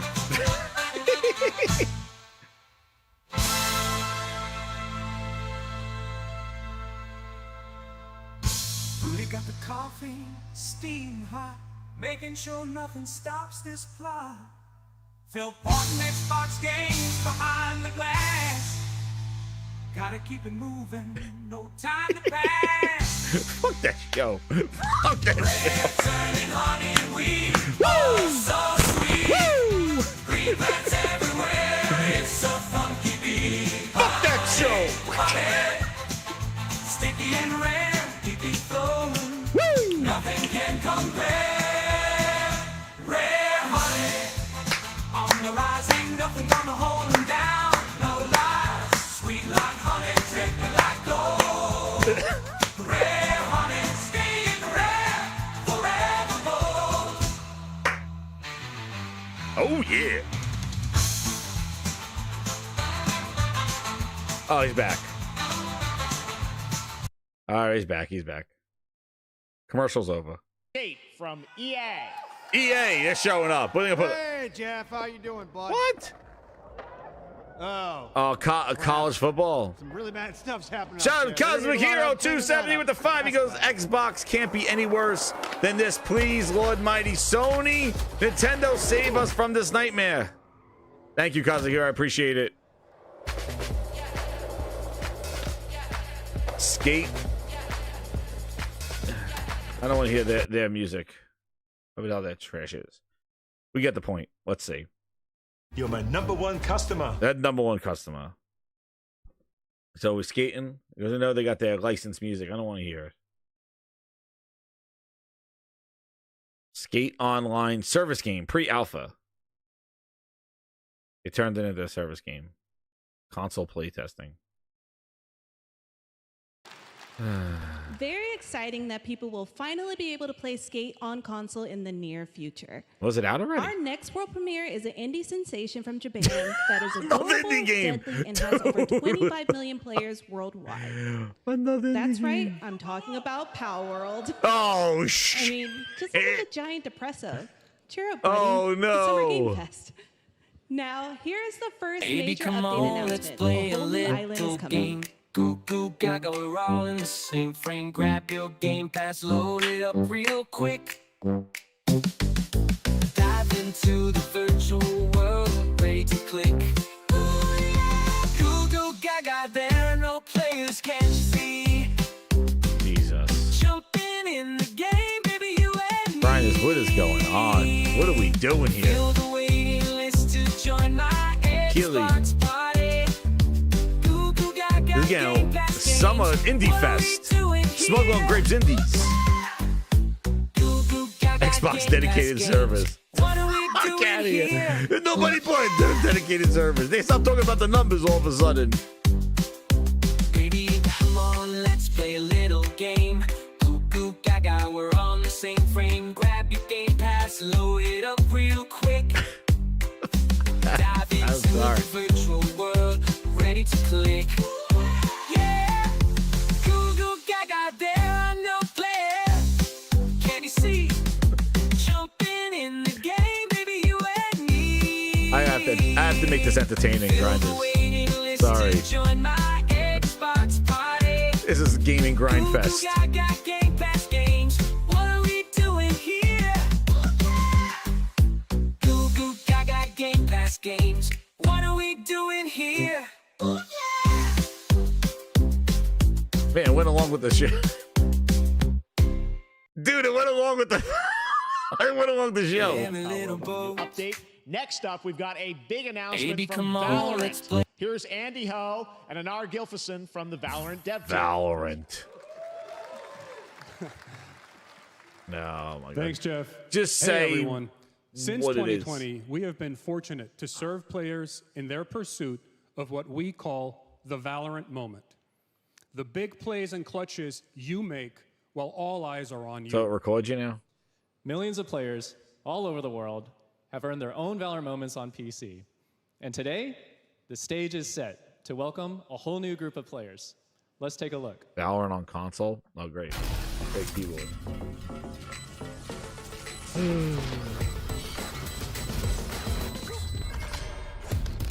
Mobile. Mobile. Valorant on mobile? I don't know.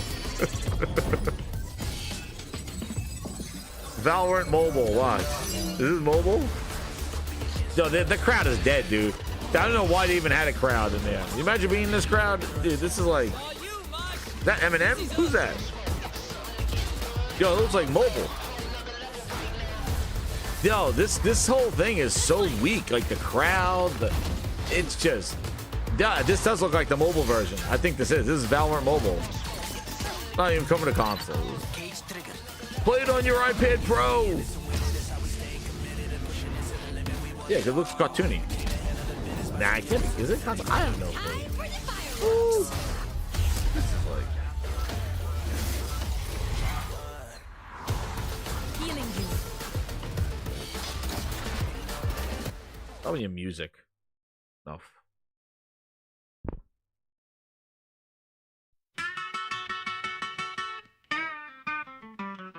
And that Dewey Blues coffee has gone cold, and you made Xbox lose their way with Halo.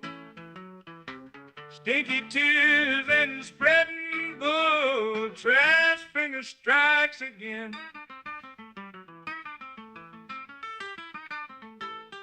Yeah, Dewey Blues.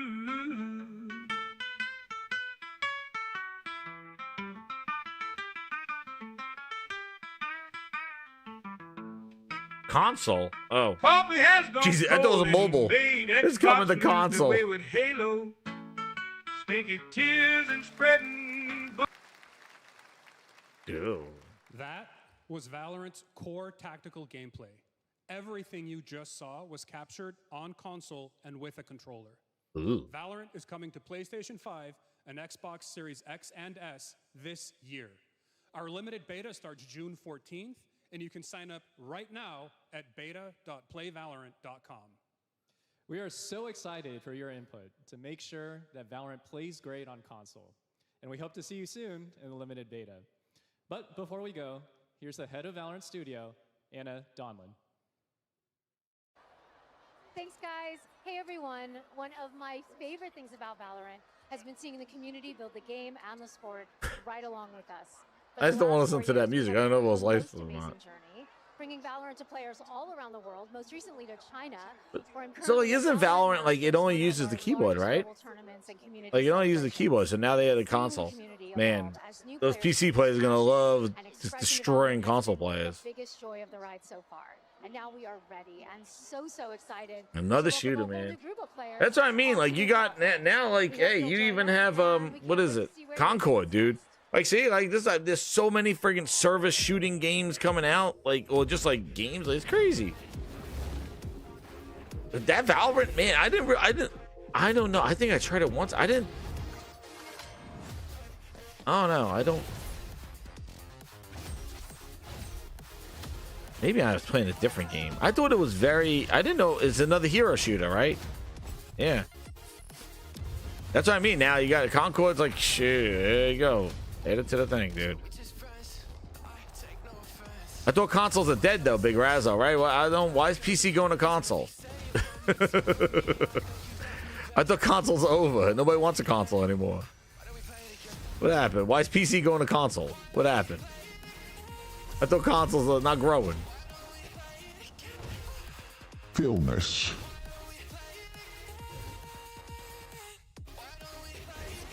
Enough for the music. I don't know what these licensed musics.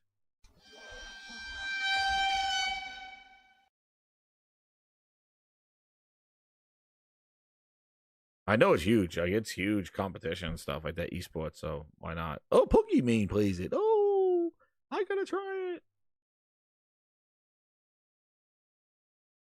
Gaming. But there's so many, like so many shooter service. Hero shooters, like yo, it's a lot, dude.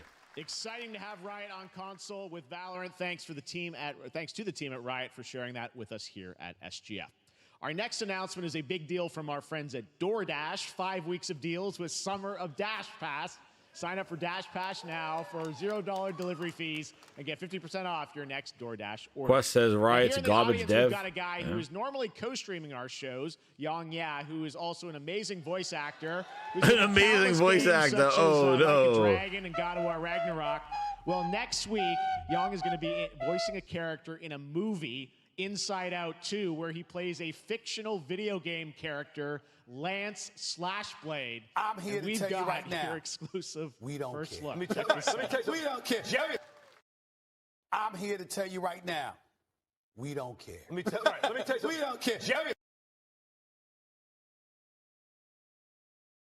Oh my God, Yang Ye voice acting, please. We need some flutes.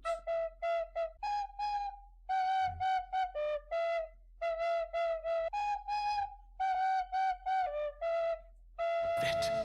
Worthless. Don't you dare say that. You do not deserve to be thrown away. 1 second, Lance. Don't you remember his power move? I'm coming for you, Riley. Oh, yeah? Watch this. Come on. No one is totally worthless. But I am a warrior cursed with a feeble attack. Then you must make your curse. I'm here to tell you right now, we don't care. Let me tell you something. We don't care. Jerry. Please. More commercials. Grinders, I think, we have 15 more minutes to this thing. Wow. And there's my microphone. It gives up. It gives up as well. Wow. I should have just did the main topic I wanted to talk about with the Halo stuff, but I know what we'll probably definitely stay tuned. We'll do a topic on. I got a video from the archives that came across my my Grindhouse feed, and it is something crazy. It is pretty wild knowing what we know now and watching it regarding Phil Ness on the stuff from the archives of Phil Ness. So we will definitely, I'll be back, because that's what I wanted to really do today, but then by the time I got here, I was like, oh, the show's on, everybody's gonna be watching it, so hey, why not just hang out with everybody? Thank you for hanging out and watching this, and hopefully I added some pizzazz and entertainment, some spin on this thing, because I can't imagine putting up YouTube and watching this thing. And again, like, I feel like it's a disingenuine from Keeley thinking that he's all that shit and talking bad about ESA and E3 and all that other stuff. Dude, you're not E3, and these shows are come on, like, you're hosting this big propaganda, big promo thing, charging for seats, charging all that money for the time on the stage, and this is what you got. Like, come on, like, then this needs to be like what your first Summer Games Fest was like, just like a YouTube sizzle reel of stuff. But like, that's what it should be, like, and I think that and then for him to kind of damage control it before the show, like, who goes on before the show and kind of goes like, well, we got a lot of indie, like who, he kind of damage controlled this whole thing before the show. Like, there's a couple of games in there, like, oh, okay, that's nice, but like, there's too much minutia that I can't even remember. Like, this does not have to be 2 hours. Thank you, Enrique. I appreciate it. Like, it doesn't have to be 2 hours. And again, like, there was some okay announcements, like, not a lot though. Like, this is like, if this is what we got, like, it doesn't need this. I don't think this does. I think this is, see, what I feel is that he's making so much money on this, and it's not fair because it doesn't warrant somebody cashing in on this kind of stuff, because you're selling and billing some sort of showcase and showpiece stage and the suit and the velour and the smuggling grapes and selling seats in the theater and doing all this stuff, and commercials and advertisements and partnerships and VIPs upgraded by Discover and all, like, you're making so much bank on this stuff, and then when it comes to the content, it's nowhere near of the presentation. And that's the problem. I think it's disingenuous, and it doesn't do any favors to these games. I think it makes these games look like they don't like what is this stuff? Mr. Ryozo Tujimoto! Ryozo-san!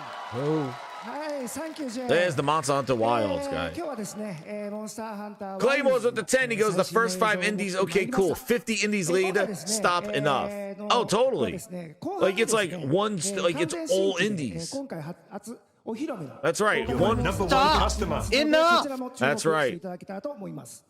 Thank exactly, you, Kazakiro. Thank you, Claymores. I appreciate it. Hit that like button, grinders. Today for Summer Game Fest. I want everyone to be on the lookout for a very mysterious large monster. No, like you got the stage. Nobody with a controller. Nobody playing a game.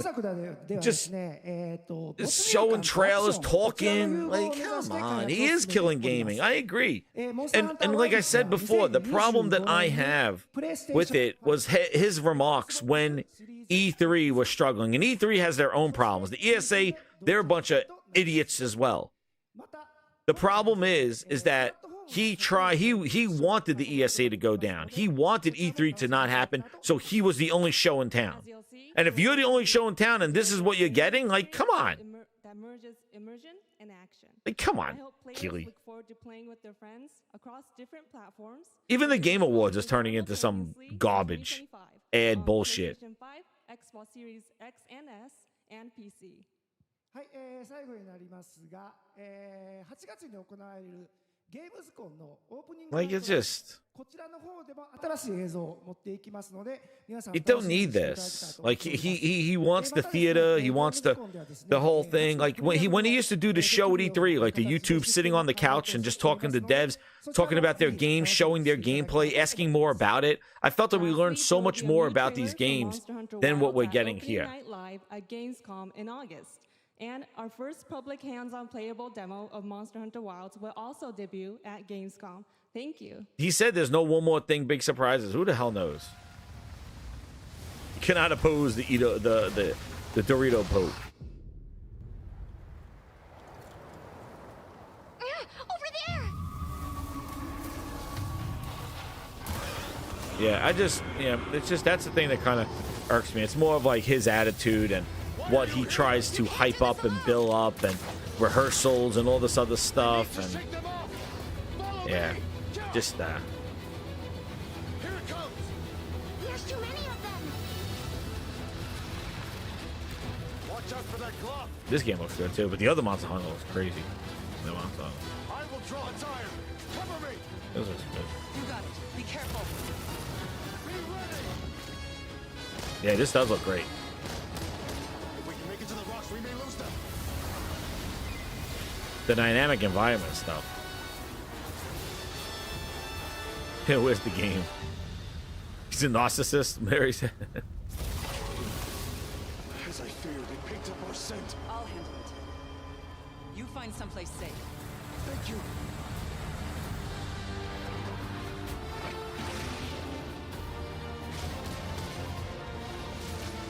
Yeah, Monster is fun. Monster Hunter is fun. I like Monster Hunter. I just had to get used to the like the combat, like the heaviness of the like the animations and stuff. Frame rate is rough. Yeah, looking a little.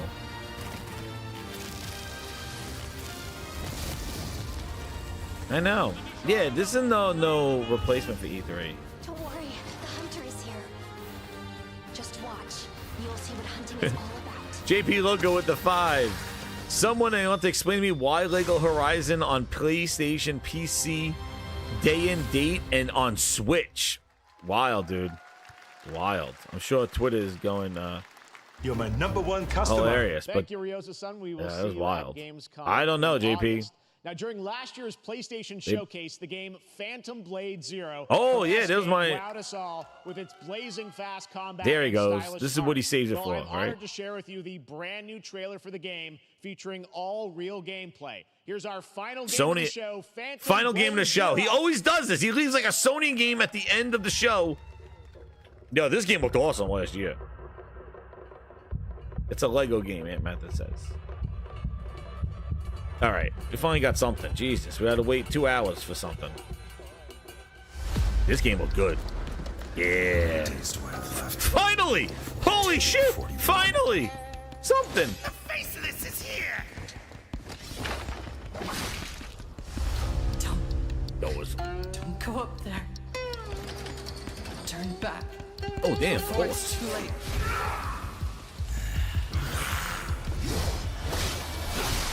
Oh my god, yo, it's good.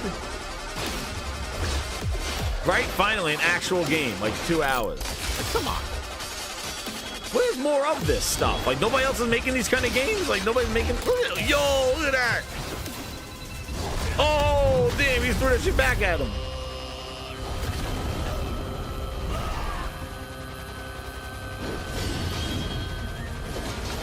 Damn. Those look fast, too. Wow, look at the animation.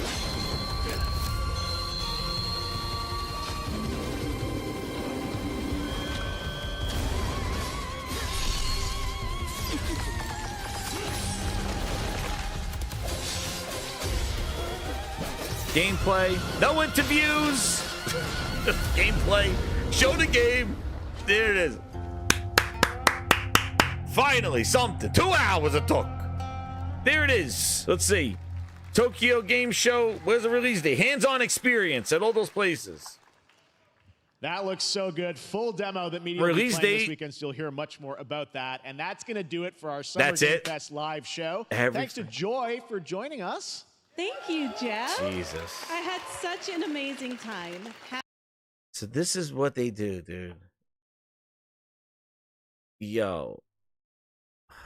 Up live right now on the stream featuring an hour, and we'll see you again live this August 20th in Germany for Gamescom opening night live. Oh, he got that too, remember? Remember, Day of the Dev starts right now. He got that too. Shit. Next year, turn it all off. Shut it all down. Yo, hit that like button, grinders. My goodness. Well, good to get on hands-on gameplay and all that other stuff. Yo, that was I can't believe that was yo, hit that like button. Thank you again for coming through with 2 hours and watching through that. But my goodness, so like he opened up with like this is what I mean. Like he opened up with that PlayStation Lego and he closed with that other game. Man, that's it. That's all. He opened and closed with a PlayStation game. Like that's what he does. Like I just can't believe that we had to wait that long. And this is what I said, like, you know, all that stuff in between, and then you have that game at the end, Phantom Zero. It's like nobody else is making games. The crowd was dead. There was no reason to have a crowd, but like nobody else is making these kind of like those kind of games. I'm not saying that type of game, but like a visual kind of like, whoa, that's awesome. Like nobody else. Like I'm a head scratcher, dude. Head scratcher. And this Lego game, like, it doesn't even look like a traditional Lego game. It looks more like Minecraft Dungeons. And it looks like it's only co-op. It doesn't look like it's more than 2. I don't know about this one. Because it's not even like a traditional Lego game. Yeah, I don't know about this. I don't think so. I'm not going to play this. Like, this is like. But the biggest news story out of this thing is that Sony's releasing a game on the Switch day one. Wild. Probably gonna make a lot of money over there too. But this is, you know, hey. I guess this is what's going on. Like, who's doing it? It said that there was, I think they just licensed it out because that's right. It's everywhere except Xbox, which is pretty wild. Considering Xbox has been porting its games over to PlayStation. So it's been kind of... Let me just see who's making it.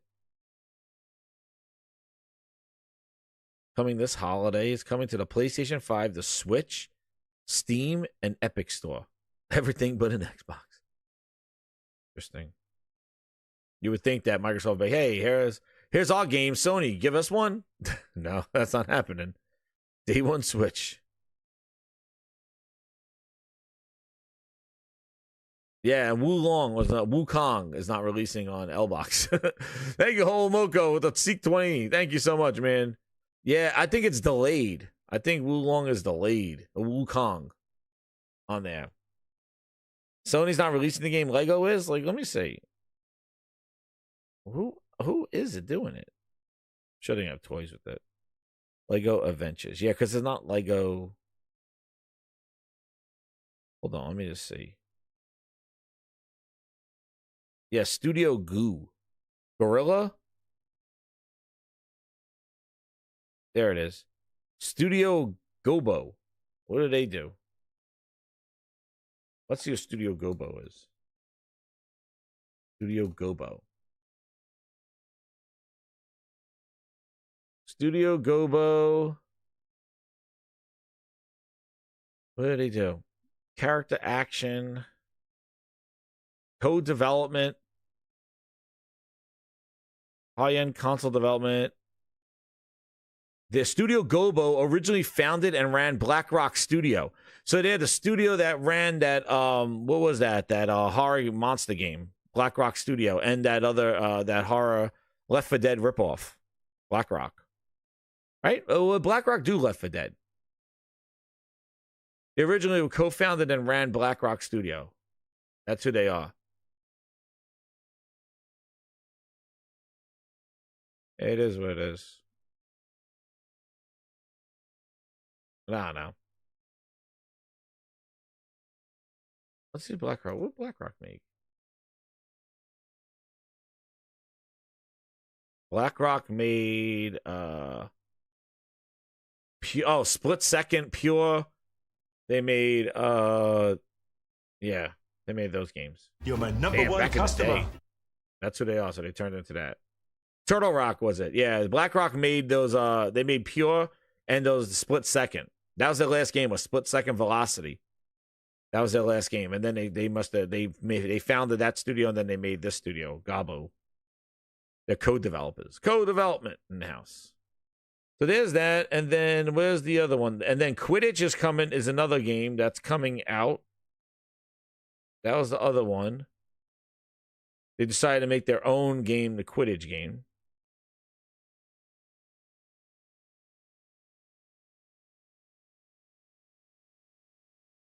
And where's Wukong? Wukong looked good, but it wasn't gameplay. And I want to see what the VR looked like for, here's Wukong. Wukong looked good, but again, this CGI, this is not even gameplay.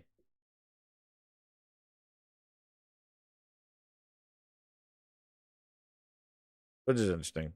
I don't know. Again, it looks cool, but it does nothing as a, what am I going to be playing? Like, what am I going to be doing on that one? So, it looks interesting. I always like big epic boss fights. But I don't know the year or anything like that. But again, this CGI.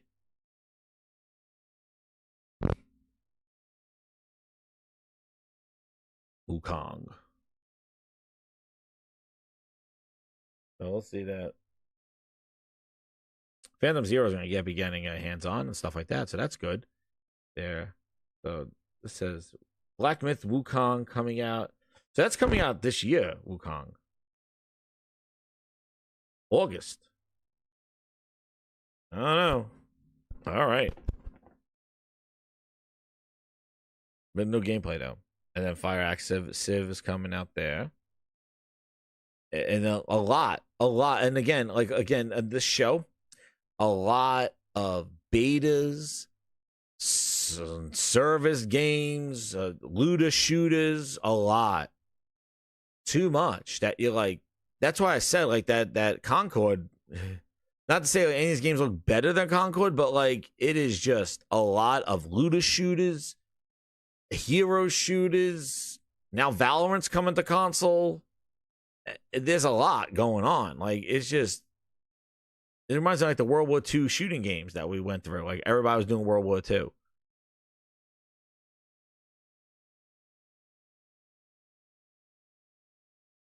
And then the Blumhouse stuff, I was a little disappointed in because these games look like, I thought they were doing like a real hardcore horror game, and they just went in a whole bunch of like, another thing that showed up in here was a lot of these kind of publisher of indies and like, just like, hey, we got a Blumhouse and we're just making like 7 kind of like a humble bundle. And the other one was the Among Us devs. They did the same thing. So like it's the Among Us publisher as well. But like these horror games are like, it's almost like an anthology. Like it would have been better if they were all just like an anthology, but they're kind of all over the place here. Yeah, I thought they said console's dying. I don't know why PC games are going to console. I don't know what's going on there. I thought consoles are dead. Everybody's going to PC. Why is Valorant go to console? Consoles are dead. Right? Dude, enough.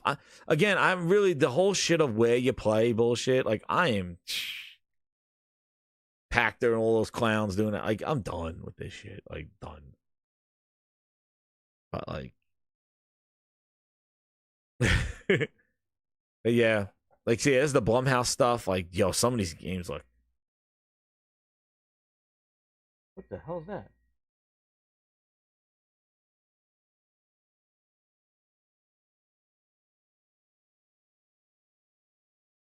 Hold on a second.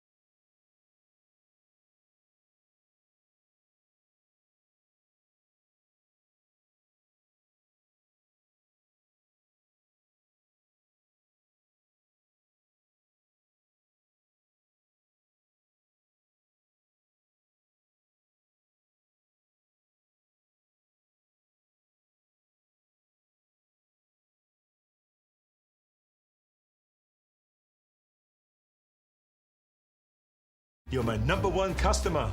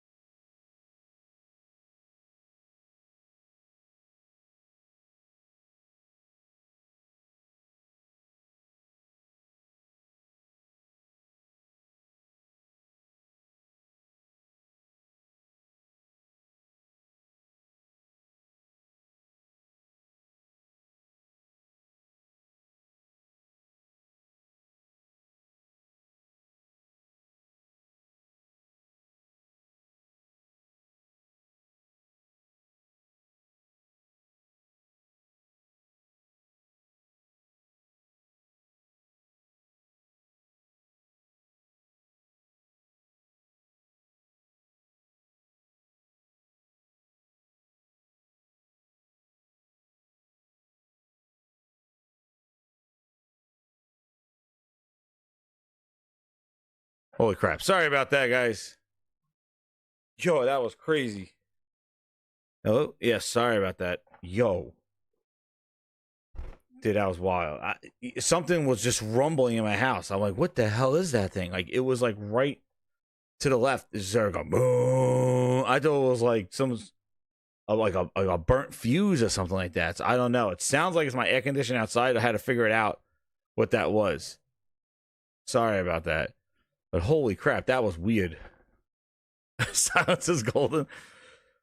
It wore me out. No, man, that was wild. Holy crap. I gotta like figure out why the hell the air conditioner does that. Holy crap. Woof. Yeah, I was just like pulling plugs and everything. I'm like, what the hell is that sound? It was like the walls are like rumbles, like brrr. You're my #1 customer. I fell asleep. Yo, JP Loco, wake your way up, Jizz. No, I'm up. Sorry, man. It was just wild. Like, my air conditioner kicked on, and it was just like this, boom, and it started rumbling. I'm like, what the hell's that sound? Holy crap. All right. Oops. Yo, man, that was wild.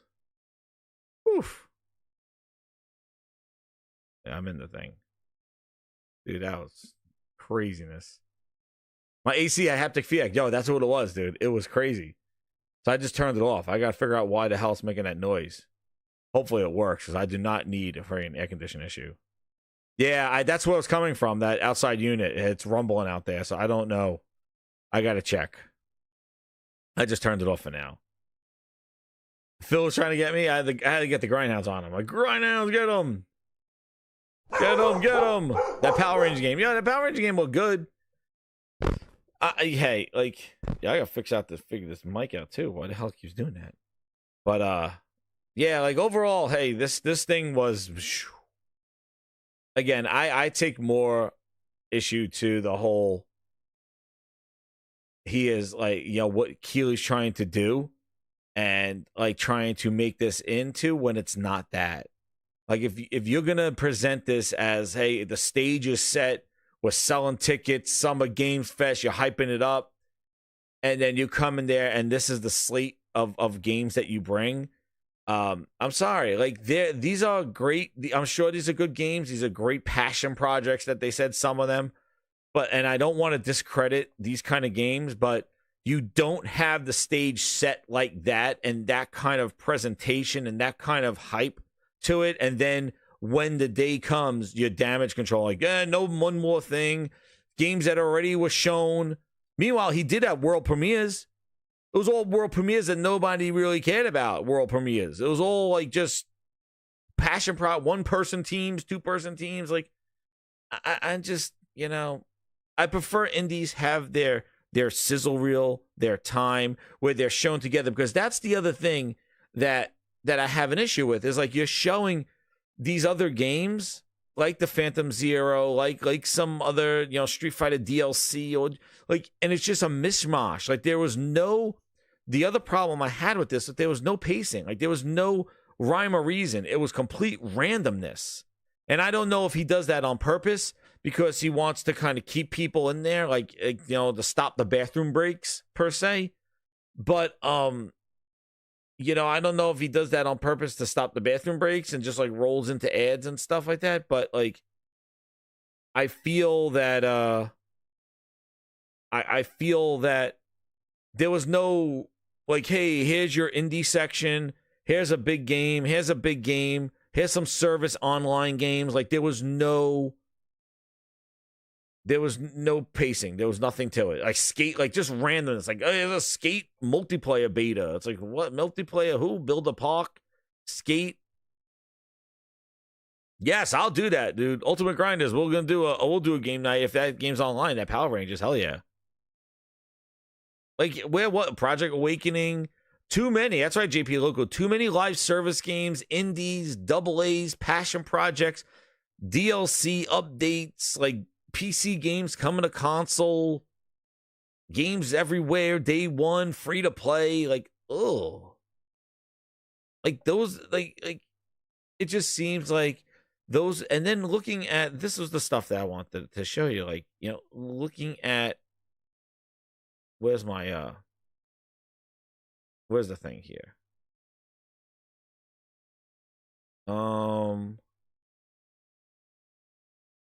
Where's my stuff? My profile. Yeah, like looking at where Keely had somebody to pay for his stuff. Where the hell is it? Yeah, like this thing. From Esquire Entertainment, running a trailer during the Games Show Fest this year cost $250,000 for 1 minute, $350,000 for 1.5 minutes, $450,000 for 2 minutes, and just about $500,000 for 2.5 minutes. Same pricing as last year's Game Awards.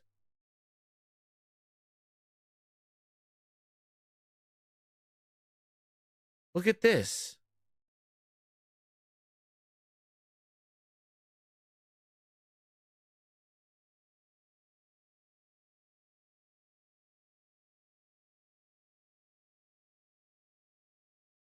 What the hell is the thing? Yeah, you believe that? It is. Oh, here we go. Updated. After the publication of this story, a handful of indie publishers and developers contacted Kotaku and explained that some free slots are provided to smaller non-AA games and studios. It appears that Keighley is sometimes pitched games to include and provide some free airtime for those projects as part of the earned editorial placements mentioned. Dude.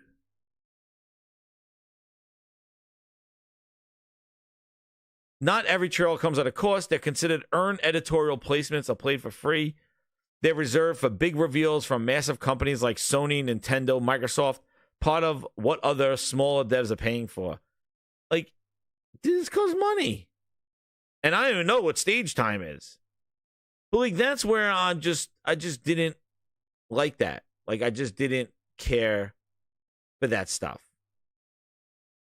He's making money on this stuff. What's up, Ron M? Oh, did I miss JP Loco? Sorry, man. Did I miss let me get back there. Oh, here we go. We got JP, you said someone explain why Lego is on PC and day and date on Switch. Moko said, is Wulong not releasing on L-Box? I think it's delayed.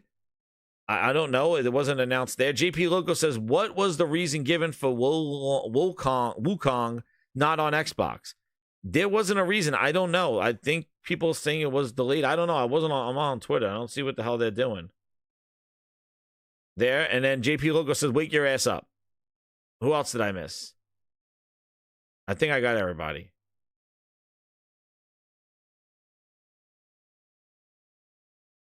Yeah, right? Money on that stuff.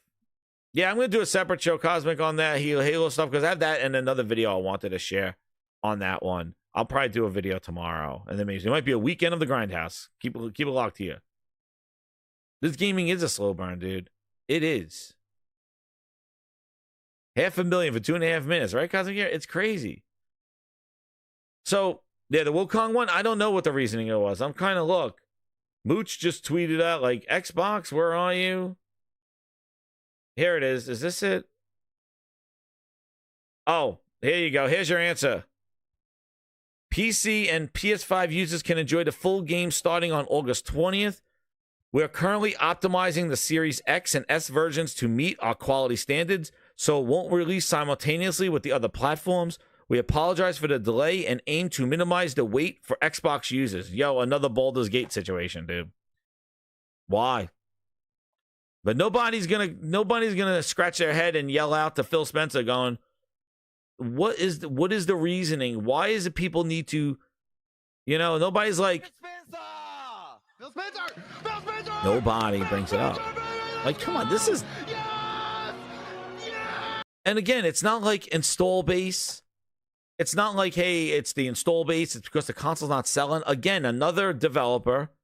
We had the Kingdom, quote unquote, come to developers. Kingdom, quote, to like those guys. Those guys said the Series S is holding them back. And now you got here optimizing the Series S and X version to meet our quality standards. Again, it is the Series S, dude. It is. Ultimate Grinders. No, the new song just dropped yesterday. Series S is soft. Series S AWFT. They know about that. The Grinders know about that one. The Series S Booster is SAWFT.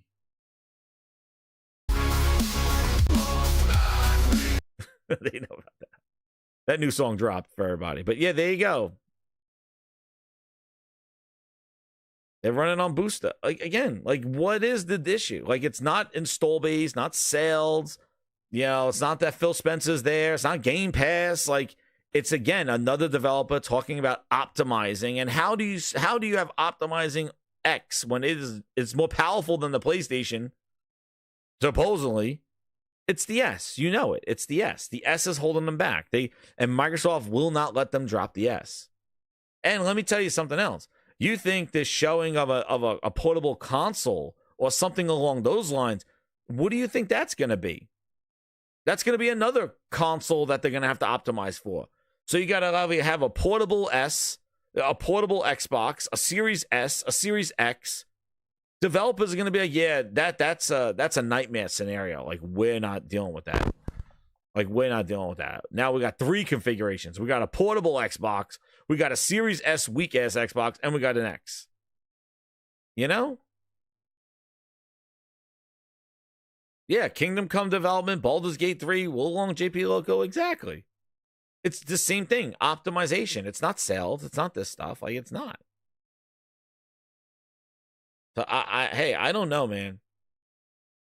I don't know that it keeps happening. But again, back to the show, like, the thing with Keighley and stuff, the dude's making money. He has all whatever money that was on the table for E3, he's scooping it up and making money. No, they'll just say it's coming later for the Xbox. That's what they're gonna say.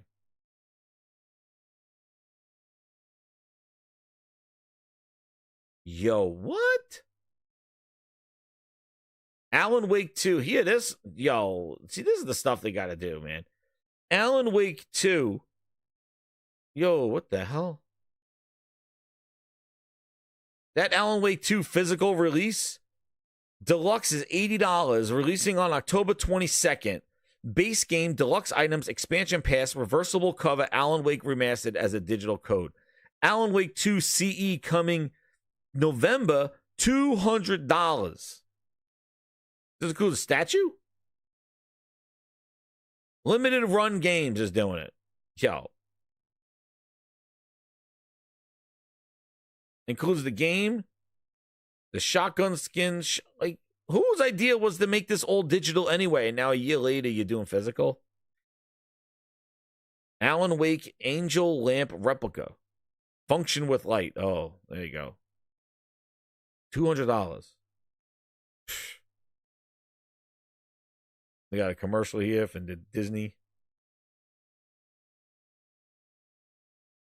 And then we wait 2 hours to finally get, Monster Hunter at the end and Phantom Zero. That's good. $80 though for the game if you haven't gotten yet. These games included, I guess. Exactly, Mary Wilcox. Like, that was the thing. Like, why would Alan Wake 2 not even have a physical release at launch? It didn't even show up in it. Like, it hurt their sales, I think. I don't know, man. Yeah, and it's limited to run. That's who's doing it. Yeah. It's not even them. They hired limited run. Created by limited. The limited collector's edition. DK, that's what it is. Limited collector's edition. Cosmic, it always does. He had what? He had Neil Druckmann on his other show where the guy talked about factions and showed friggin' screen art. Then he had what? Death Stranding as the other one. He always uses those games. One thing I have to say, like, besides that, the only real Xbox kind of presentation that was here was that other game, that kind of Persona type game, that Persona game from Sega. That was the only thing that had like Xbox branding on it, like an Xbox sign. Otherwise, Xbox wasn't even had anything here. Sony had 2 games on here. Most games too. Some games that were just coming out, like the Wukong. So yet again, Sony had more representation here. So you call Keighley a pony, whatever the hell it is. But yeah, whatever. It wasn't. I'm not gonna say, oh my god, Microsoft had to be here. There's nothing here. This is it. You waited. Like, I'm like, yeah, like gameplay. No interview. No, let me talk about my game. No CGI video coverage, and then it's like a top-down shooter. They show the game and like, see this, and not just because it's a PlayStation game, but this is what I mean. Like, where is more of this? Like, this kind of showcase, this kind of showpiece like this. Game looks great. Gameplay telling a story. Look at the moves. Look at the stuff you can do.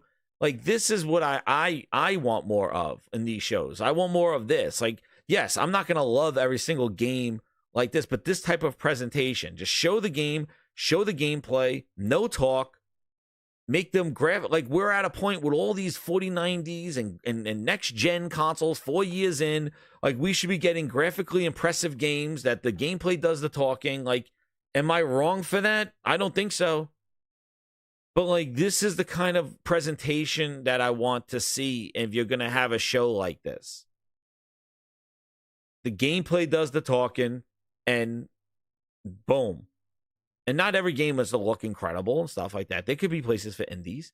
But, like, this is what it is. You don't have a dev sitting up there talking with some CGI in the background, and then here's a CGI trailer, and just too much, and it shows too much of an indie game and the game looks like 8-bit. You're like, dude, you just showed me a 20-minute cartoon.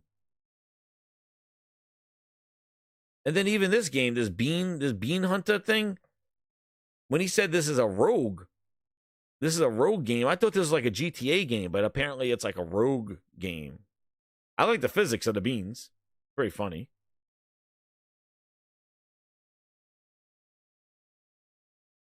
But yeah. What handheld? Boy, this stuff, party things, yeah. Like, yeah, it was a slog.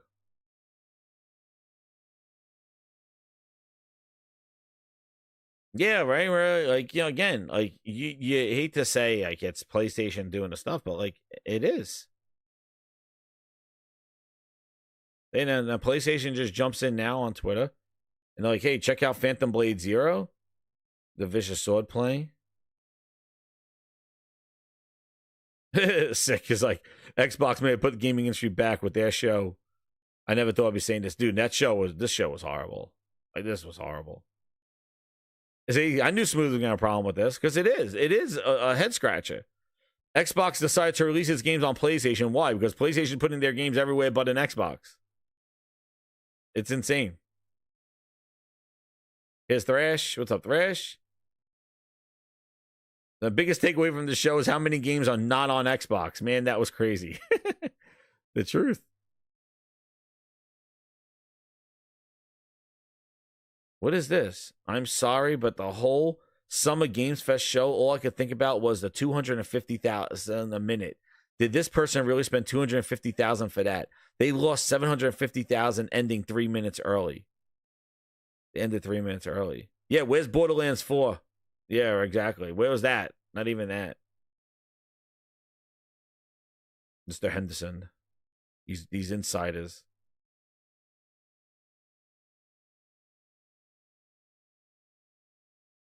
Post up. So Black Myth is not coming to Xbox and is console exclusive to PlayStation. What the entire fuck? Post up is just losing it, dude. See? Something missing. No, they told you why.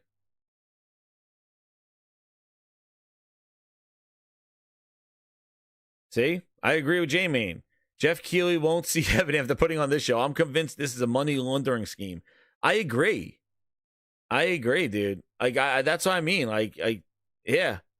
Look at this. Here's Jason Schreier. The crowd here at the Summer Games Fest live show let out an audible awe at the announcement of this new Arkham game is for Meta Quest. But dude, it wasn't even a VR presentation. It was a CGI. It was a CGI movie of Batman. That's what I mean. It wasn't even genuine to the game. Misses upon misses. Like, it is. I think it's a friggin' summer Game Pass scheme. That's what it is. I think they robbed a whole bunch of people of money and time. That's what I think. And that's where I feel the most about, like, as a, you know, like, that's like, you set up this stage, you set up this showcase, you set up this presentation and sell those seats and sell those tickets. How much were those tickets? How much was Summer Game Pass Game Fest tickets? Anyone who arrives between noon and 6 will have a 5... Wait, no, this is not that. Summer Games Fest, not Summerfest. Let me see. How much are they? $41 to $160. That's how much the Summer Games Fest tickets are. 41 to 160. He's charging for those seats. Wow.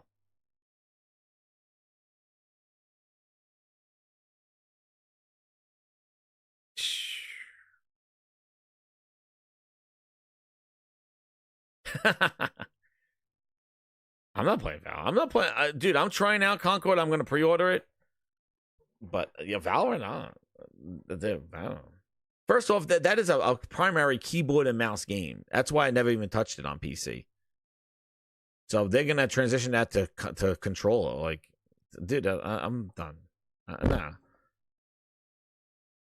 And here's all this stuff. Yeah. Partners. Dude, there's so much money on the back end for this thing.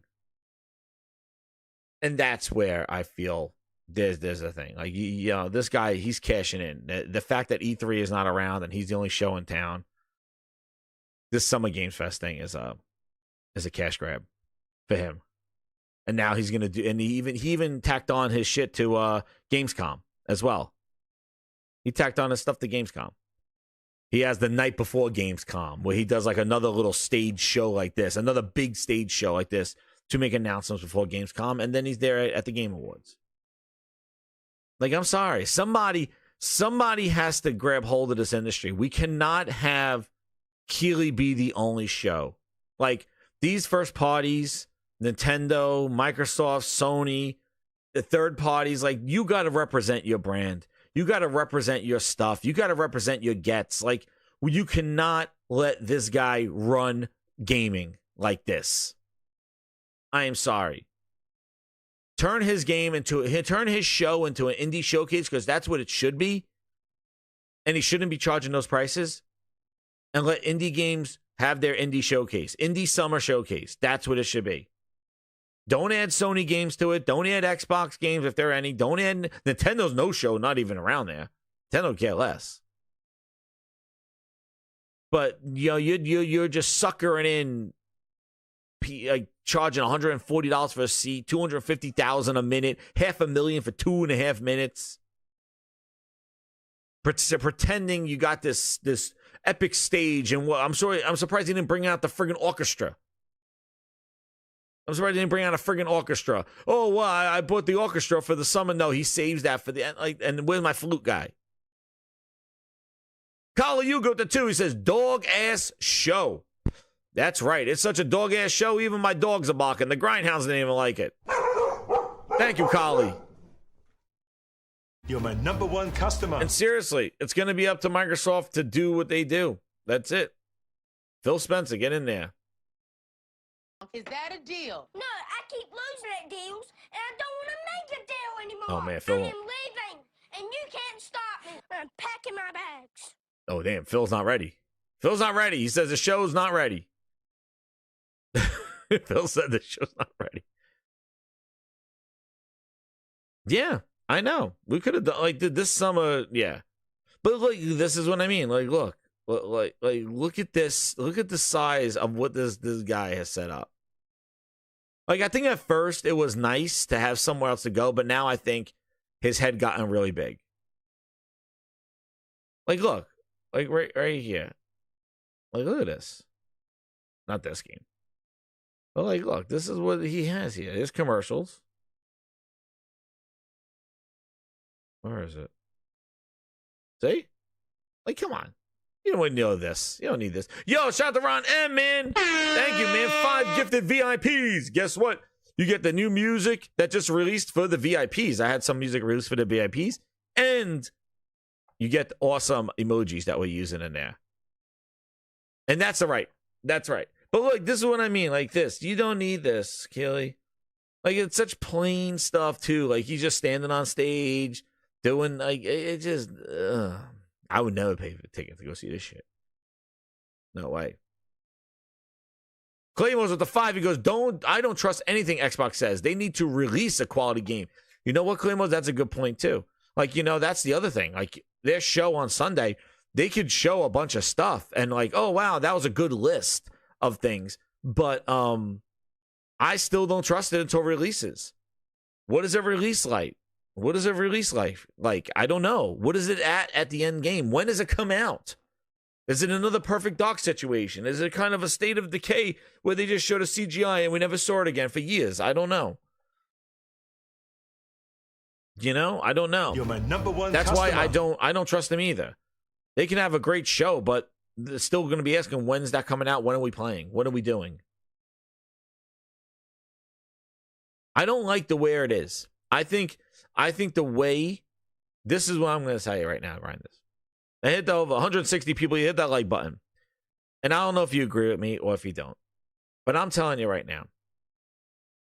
I, personally, and this is all honest, this is how I feel.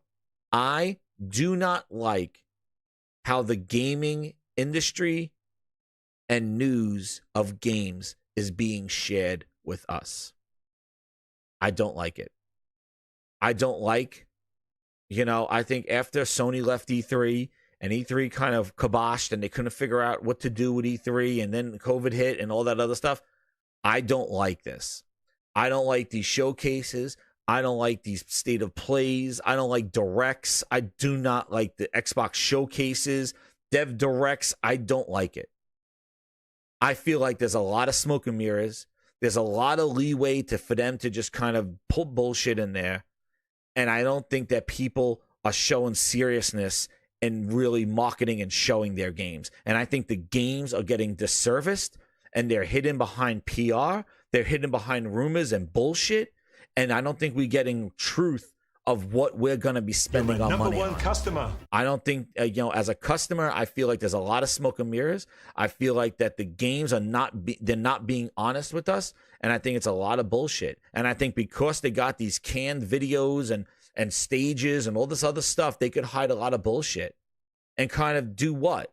Just get engagement numbers from us, get us views and get engagement and get marketing and all that other stuff. It's all free bullshit with less effort. When they had E3 and they had to put on a friggin' show because people were there and gamers were there and wanted to see what they were going to buy, people were serious. And I felt like the people, the Xbox, the PlayStations, the people that were on stage at those E3s, they gave a shit because they knew that they had a crowd of rabid gamers that wanted to play their games this holiday, and they had to sell us that shit. They had the industry there that was going to have retail stuff on shelves. They had people, like, it just seems like nobody wants to sell anything anymore. Instead, they just rather have that engagement bullshit, the views, the comments, all this crap, rather than the product itself that we're looking for. And that's what's grinding my gears about it. I don't like it at all. I think it's bullshit. And that's how I honestly feel. Like, I don't like this shit at all. I don't like these video packages, I don't like it. And I think it gives these publishers, it gives whoever's doing these shows so much just an out. It's bullshit. And that's right. I agree. The grind. I don't know if you agree with me or not, but that's how I honestly feel about this shit. Kazakira with the 5. He goes, so what happens if Xbox announces ports on Sunday? Gaming is weird, man. Not horrible or dying, but just plain weird. And you know what, Kazakira? Like, it's not even ports of games going to other platforms. It's the presentation of the games. Like, them making a port shouldn't be a friggin' announcement for these shows. That should be an update to their website. Like, going on stage and announcing a port, that's no place for these supposedly showcases. But they think that's news. Oh, it's coming here now. Like, no, that's not news. And I don't think it does any favors to the games. Like, the problem is that I feel, and I don't know if you feel the same way, I feel that they don't want, like, I feel like they don't give a shit if these games, like, the industry is built, MBTs and sales, like, do sales not matter anymore? Because I feel like everybody's just doing half-ass bullshit or trying to dupe us into pre-orders and tests and free alphas and all this other horse shit. And it's like, You're my number one customer. There's so much smoke and mirrors to this stuff. Like, just try to honestly sell your product. Show the game, let the game do the talking, show what we're going to be playing. We don't need devs coming out there talking about their shit.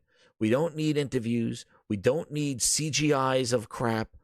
We don't need title screens. Just show us the game. And then after the fact, if people are interested, then we'll talk about it.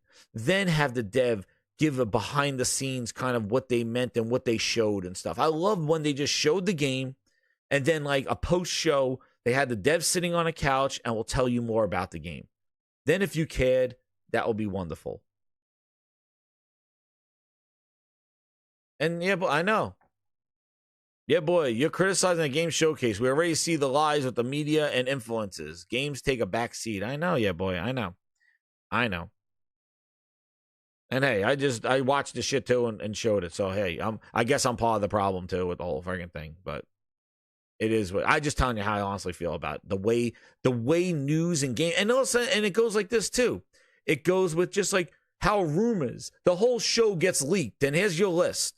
The whole show gets leaked. All the content gets leaked. All this shit, like all this stuff gets leaked. And it's just like, well, what I'm hearing is, or what I heard was coming out, or what I heard is delayed, or what I heard is play. All these rumors and engagement farming, that shit too.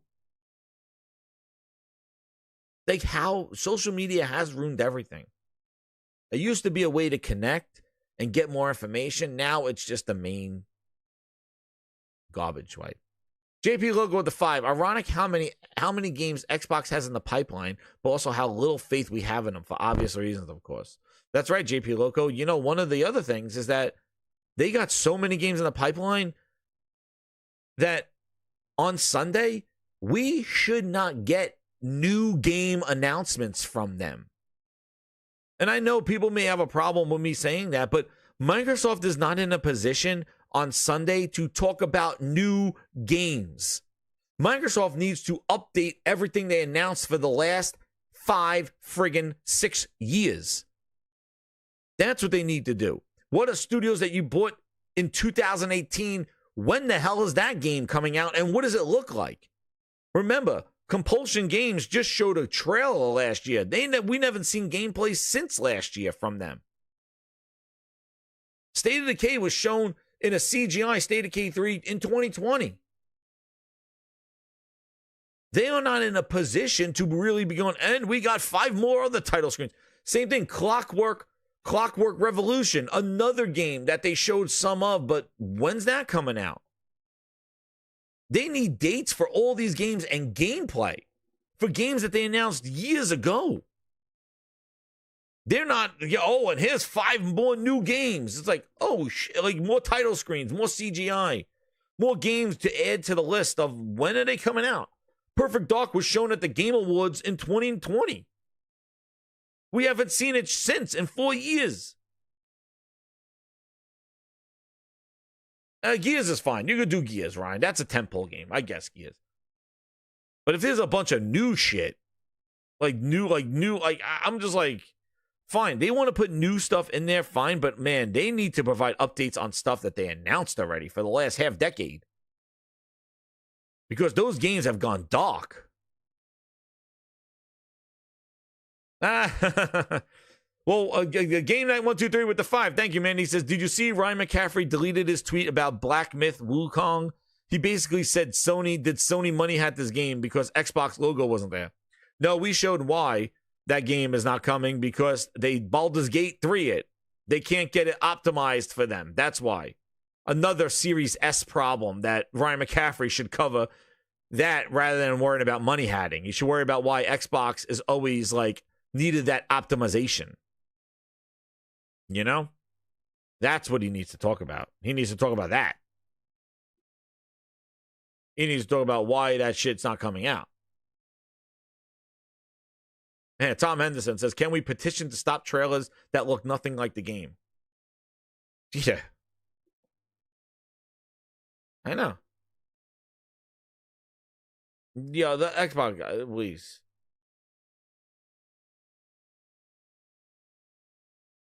It's just insane. But thank you, Game Night. They're struggling too. They're all whack. You know, like everybody's whack, dude. Like, it's crazy. Same thing. That Lego Horizon shit, like day and date switch. Okay, Sony. Herman Holtz was up there in full split talking about the console. All right. Like, you know, just like I don't trust them to put their shit on, like they're gonna be doing shit on PC as well, like and on PC and stuff. All right. Hey, man. Sony talking out their ass too. But just make some friggin' games. Like, that's why we need a friggin' palate cleanse, dude. We need a friggin' palate cleanse. We need some sort of goddamn showcase of showcases of games, dude. Yes, there is Astrobot update, and they added some achievements. That Astrobot looks awesome. But they're talking out their ass, too. Half split for that one. That's right. He was on a half split. He was standing on his head for that one. Oh, man, Nintendo's sitting back. Nintendo got Call of Duty. They would do nothing. Yeah. It's the same situation as MLB. I don't know, but it's not made by Telltale. It's made by another thing. We need a big year. I know. We need you know, and I think somebody needs to get like this. This Summer Game Fest ain't it, dude. It was not it. Nah, dude. This is not this show didn't do shit. It made me feel more depressed about what the gaming industry is. With like, I'm like, this is what you mustered up, dude. It's Summer Indie Showcase, and just call it what it is. Indie devs. You're not celebrating indie devs. The indie devs are carrying the whole friggin' show. It's the whole show, man. Call it what it is. And have some sort of pacing to this stupid show. You have these little hokey-doke indie game made by one person next to some DLC, next to this. Like, it's just random. There was no flow to the show at all. There was no, like, hey, here's the indie part of the show. Here's the big games. Here's nothing. And I think he does it on purpose to keep that engagement there. That's what he does. Just random ass shit. Like, oh, there's no bathroom break part to the show. He knows. He's a sly motherfucker. He's sly. He's does this shit before. He knows what's going on. He's like, yo, I'm not going to get, everybody wants a bathroom break? Nah, dude, they're not getting bathroom breaks. We're going to put we'll do like Alan Wake. We'll put him on stage and tell him about physical version. We'll keep him guessing. That's what we're going to do.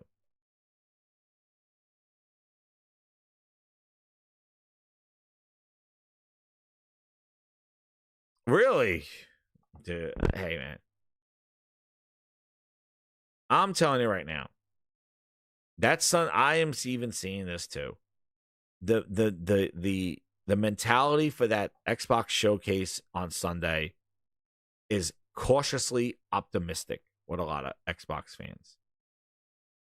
For me, they've lost me so much. I'm just gonna watch it for the entertainment and hanging out with you guys and girls and having some fun. But but for the diehard Xbox fans, they are they want to go full X-Bone like on them. They want to go full back to Xbox, Phil Spencer, sign my ass. But they feel that, hey, I'm going to go in there and they're going to start dropping shit they're going to do shit that really hurts me. So they're trying to be like, they want to be hyped, but I see a lot of kind of cautious, like, I'm hyped. They're going to be a lot of stuff, but is that stuff going to be for me and only me? Is this stuff that I could celebrate as an Xbox fan? And that's all because Microsoft's messaging has been ass up. That's the problem. They have not been forward-facing. They haven't been clear. They haven't been confident in their stuff. And I think the fact that if they show tomorrow, if they go show not on Sunday, I mean, if they talk about Project Portable, which that's what's going to do. I'm going to tell you right now as a prediction, and I'll probably do more. Well, I already did predictions, but I think with this hardware thing, which I said they shouldn't do, they're going to do it just as a statement, like we're still in this shit, like we're still making hardware, so don't count us out. But they're going to have some project name for it. I'll probably talk more about it when I go into the Halo stuff with this thing. But yeah, I just think because showcase-wise, that's why I'm trying to keep this as a showcase thing. Again, I think it's more optimistic. Like it's just weird shit. Weird stuff, man. JP Logo at the 5. He goes, I remember Xbox spreading rumors, hoping Wukong would go to Game Pass too. Go to Game Pass. Yeah, no, man. It's not even coming out of Xbox. It's like delayed because they got to optimize it. So, and that's another thing. Even during this show, that's another thing that was completely eradicated from anything was Game Pass. Game Pass marketing, Game Pass games, anything like a game being announced going to Game Pass. And a lot of these games looked like they should have been in Game Pass. Oh, damn. A lot of these games looked like they should have been Game Pass games, like a whole slate. But not a lot of Game Pass marketing, not a lot of Xbox. I told you, like Xbox just seems to be just yeah, some of it. But really, like, not a lot of games just coming to PlayStation and PC. No Xbox. Yeah, here's the one. Here's the thing he deleted. Meanwhile, I showed you why. So bitter. And I'm going to tell you one thing. Everything that they do in the showcase, even if they have a good showcase, I think that IGN interview with Phil Spencer after the fact, I think that's going to be more telling than anything. And I think that's where a lot of the news is going to come from, is that interview with IGN after the show. Either it's going to be damage control or is it going to be more clarification as to what is coming to other platforms or what is not there. But, you know, saying Sony money had it stuff. The thing is, dude, you stupid clown. Let's play some Ryan McCaffrey's entrance music. You know? Yeah. There he goes. You know, when you say console sales don't matter and all that other bullshit, dude. When you say all that stuff, yeah, it do matter. But it's not even that. It's friggin' the stupid S. It's the stupid S, dude. That's what it is, dude.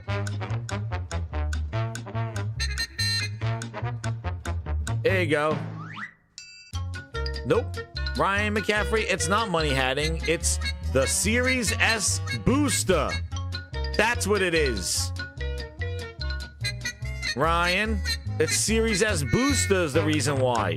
It's optimization for your trash-ass booster, weak-ass console. Scalability, bitch. That's what it is.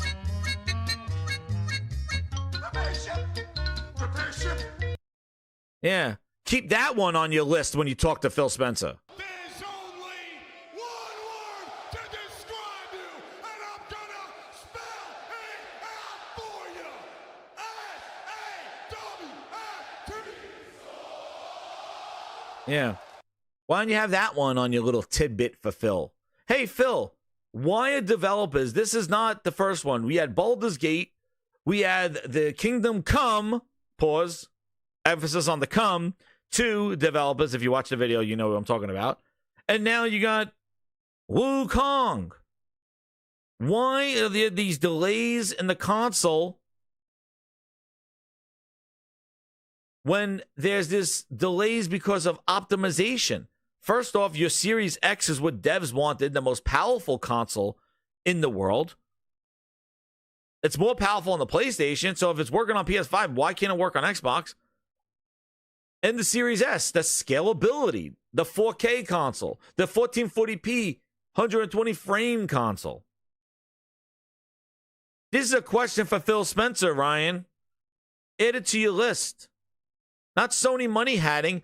Why continuously are devs delaying Xbox games for optimization? Maybe you should sit down and look at Phil and his noggin head and say, Phil, was the Series S a good choice? As developers seem to be struggling with optimizing their games for it and causing delays. Would you ever consider releasing a game just for the Series X and not the Series S? due to delaying games that are not releasing day and date on your console and on your other console competition with PC and PlayStation, causing this unnecessary timed exclusivity when your game could be there day one with everybody else's? There's your question. That's the question you ask. That's the question. That's the grindhouse question. That's what you ask. It's causing unnecessary delays for games and making exclusivity, not making your console even be the choice for these games when people want to play it. You know, when the games come out. Day one, such a big deal. How is optimization delaying games? What is the issue here, Phil? But now, you'll sit there and say, Phil, where are we playing in 7 years? Well, let me... Is that a deal? No, I keep losing at deals, and I don't want to make a deal anymore. I am leaving, and you can't stop me. I'm packing my bags. Oh, damn, Phil. Not like this. Booty, what about you? You mean you changed it to the tree? Yeah, used to be shithouse. Oh, man, you changed your name to Booty? It used to be Shithouse. Oh, man. He changed his name to Booty. His real name used to be Shithouse. My goodness. Instead, they're going to interview Phil Spencer. And Phil Spencer, tell us, what are the issues with the Series S that developers are having? Phil Spencer will stand up and go, Nothing to see here. Please disperse. Nothing to see here. Please. oh, man.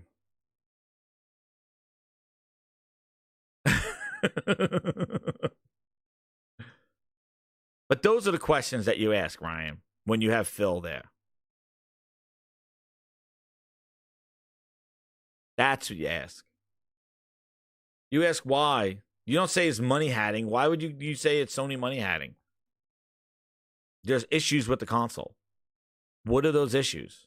Those are the questions you ask Phil on that show.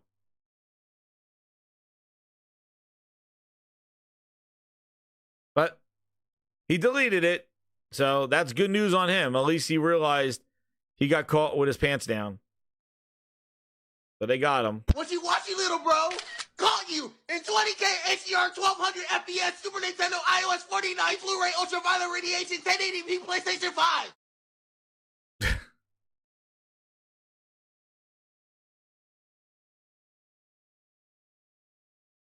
Yeah, see, wow, it's even Post-Up said that on Twitter. He goes like this, he goes, Xbox didn't submit anything, not even a Game Pass commercial. Yeah, that's what I just said. I said that there was nothing Game Pass or anything on there, so. Really is there. Really interesting.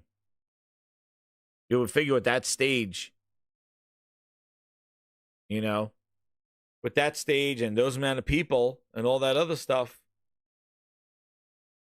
Xbox would use a little bit of that for some marketing for Game Pass. And a lot, like I said, there were a lot of games there, indie ones and things like that, that could have been Game Pass games.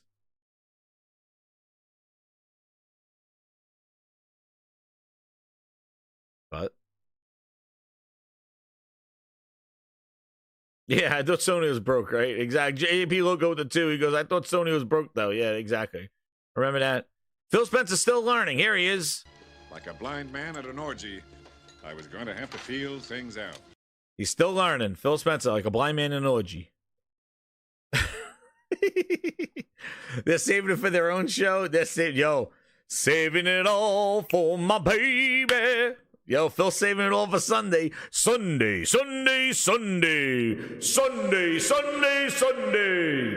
You know? Just like Microsoft, to put the world on their shoulders. They do this all the time.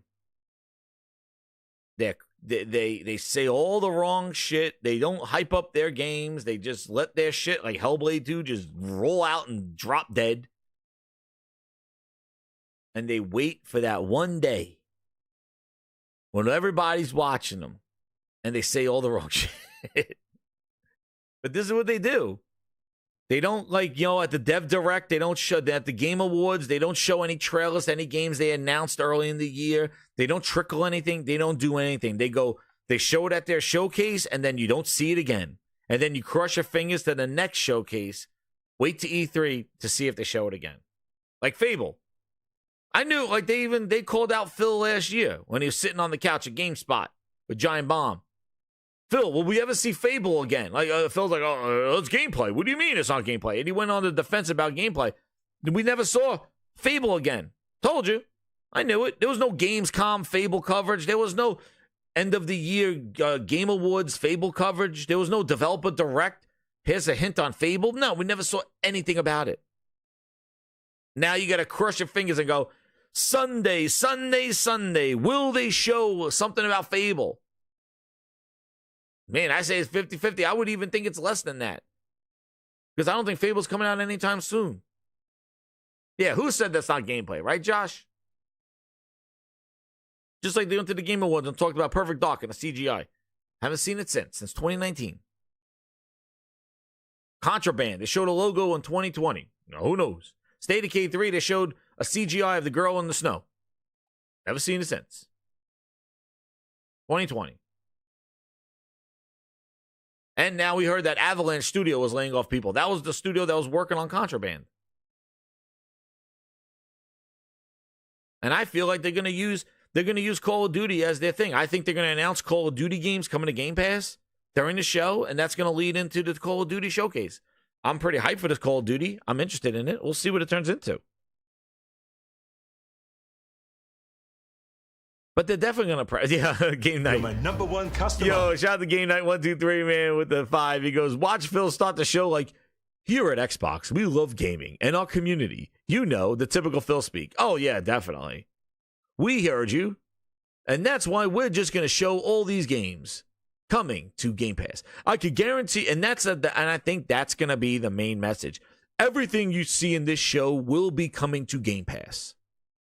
And that's their leverage. That's it. Whether they're cross-platform games, whether they're going to PlayStation, whether they're not, the main thing is that they're not going to say exclusive. They're going to say everything that you see on this show will be coming to Game Pass. And that's it. That's You're my number one That's customer. The message. We hear you. We subscribe. We got over 35 million people on Game Pass. I want to let you know that everything that you see on this show will be in Game Pass. And that's it. They're going to go back to that. And that's why there was nothing on this show, this Summer Games Fest with that. Yeah, they're treating it like DLC. It's going to be DLC because it's part of that package. But yeah. And they'll say, yeah, Game Pass, coming to Game Pass. And that's it. That's what they'll do. He'll just start the show with, you know. There it is, ladies and gentlemen. The Xbox Showcase. 12 minutes and ladies and gentlemen, we are here at the Xbox Showcase. Everything you see here, everything will be on Game Pass.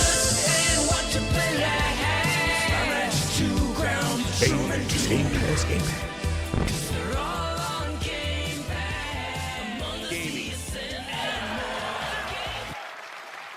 Everything. That's it. That will be the show. That will be the show.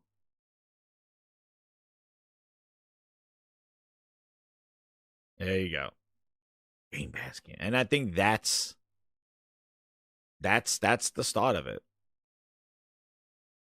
But they do it to themselves. They put all the pressure on. Oh my God. Keely with his bullshit. Hey, let's grade it, Grinders. Alrighty. Here you go, Keely. How would you rate today? Here we go. This will be a nice. How would you rate today's Summer Smuggling Grape show? A A, a B, a C, or a D? E? What about a? I'm here to tell you right now, we don't care. Let me tell you. We don't care. Jerry. I'm going to try to stream it. I don't know if I'm going to be around Sunday to stream the show. If I am, I will. I might do a show tomorrow just to kind of talk about the topic that I wanted to talk about earlier today, but probably do or I might just save it for Monday or Sunday night show or something like that. I gotta say, I gotta see when it is. Like, where am I gonna be? I have birthday parties to go to, so I may not be available to do it live, but I'll be around. And I'll definitely give my opinion, and we'll talk about it, definitely. So keep it locked here anyway. But yeah, I'm not sure if I'm going to do it live. How would you rate the sum? Now, see, this is the thing. I don't want to... Oh, I am voting, Ryan. We are voting here. Grinders, what do you think we should do? I heard Lou just says a Z. Holy Jesus, holy spirits, he says. Get a Z in there. Yes, the Halo. I'm going to talk about the Halo. I'm going to probably go tomorrow. I'm going to do a Grinds Bite tomorrow. Just be on the lookout. I'll start it up. I'll see what time I'm available. I'm going to do a video of the Halo thing. I want to talk about that. And, even if it's not rumor true, I just don't want to talk about that. And I wanted to share a video that I think you guys are going to freaking go crazy about. Well, not crazy about, but it is freaking eye-opening. When I saw it, I was cringing the whole time. And I'm like, oh, man, I got to do this live. Let everybody see this video from the Phil Ness Vault. There. Something you haven't seen before. So... how would you grade it? You know what? I don't want to hurt the games, but I got to send a message. What was billed as a Summer Games Fest was an indie showcase, and I'm telling you, Jeff Keighley, it was horrible. A D. And that's what you're getting. And look, like other gamers, a D is what you get, Keighley, because it's not even worth having a show. And that's the problem that I have. And there you go. Look at that. Over 91,000 votes, and almost 40% voted D or below. Send that message to him. Send that message. Because, stop. Look at the A, 9%. B. It's bad. You don't need a showcase for what you showed. I am sorry. And you don't need the set piece. You don't need the hype. You don't need to charge people that kind of money for what you've shown. That's the problem I have. Stop making a big showcase and you got nothing to show. It's like, oh, I'm going to have this epic show and I'm going to sell you peanuts. It's like, no. The carpet don't match the drapes, Keely. That's the problem. Or the grapes. The carpet don't match the grapes. That's the problem I have with it. And nothing against the games, nothing against the indie games and the small games, but you don't need this show. And the way you treated, you went ESA, Summer Games Fest gonna happen this, and you were pomp and your stupid smart ass shit and try to kill E3 and just help it bury itself. That you made it look like you're the new show in town, and I see what happened. You just money laundered the shit. You see an opportunity for money in June. Like, hey, people want to spend money to market their games in June, and they got nowhere to go because E3 doesn't exist anymore because, I wished it dead. And they killed it, and I just hyped up my show, and now I took over the E3's time slot.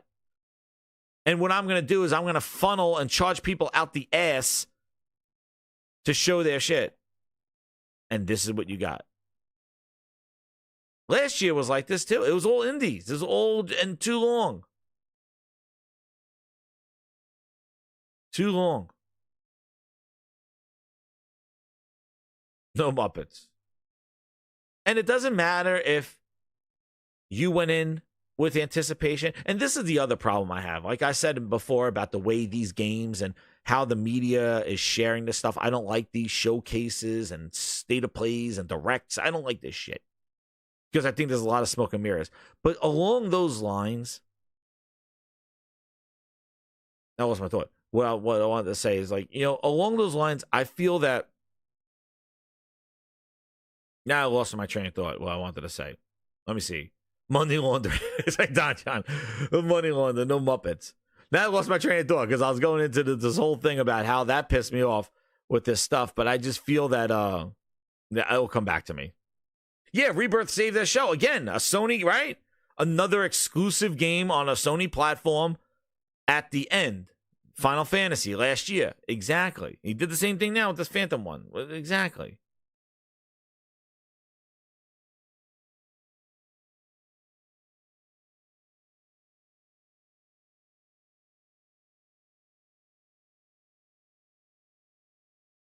No, I don't like the delivery of this stuff, Dookie got a name. Dookie Kids. I don't like the delivery. I think it does a disservice to the games and to the customer, to us. Because I think they could hide a lot of stuff. I think they're a way to get away with just a trailer and things like that and not necessarily have to show gameplay, and they could show just like other things. I think the passiveness of just having a video rather than trying to make a show out of it, which E3 does. And I think if Microsoft still had the stage and done that stuff, maybe. But I think like this way the method is with these shows, with these things, I don't like it. I don't like it at all. And like I said, he had that black hole. People need to spend money, and he was there to take that E3 money and use and kind of get these indie devs and stuff. Oh, yeah, well, put your stuff on my show. Put your stuff on my show. So I'm just not a fan. I don't like it. But I know this is where the industry is, dude. This is where the stuff is, and I just think that, yeah. Ryan says, out of spite, I'm blaming Phil for Jeff's show. Yeah. Like, that's the other thing, too. Like, I think Microsoft had a good shows. Like, I think their showcases were pretty good. The problem is that there's no results from those shows. That's the problem.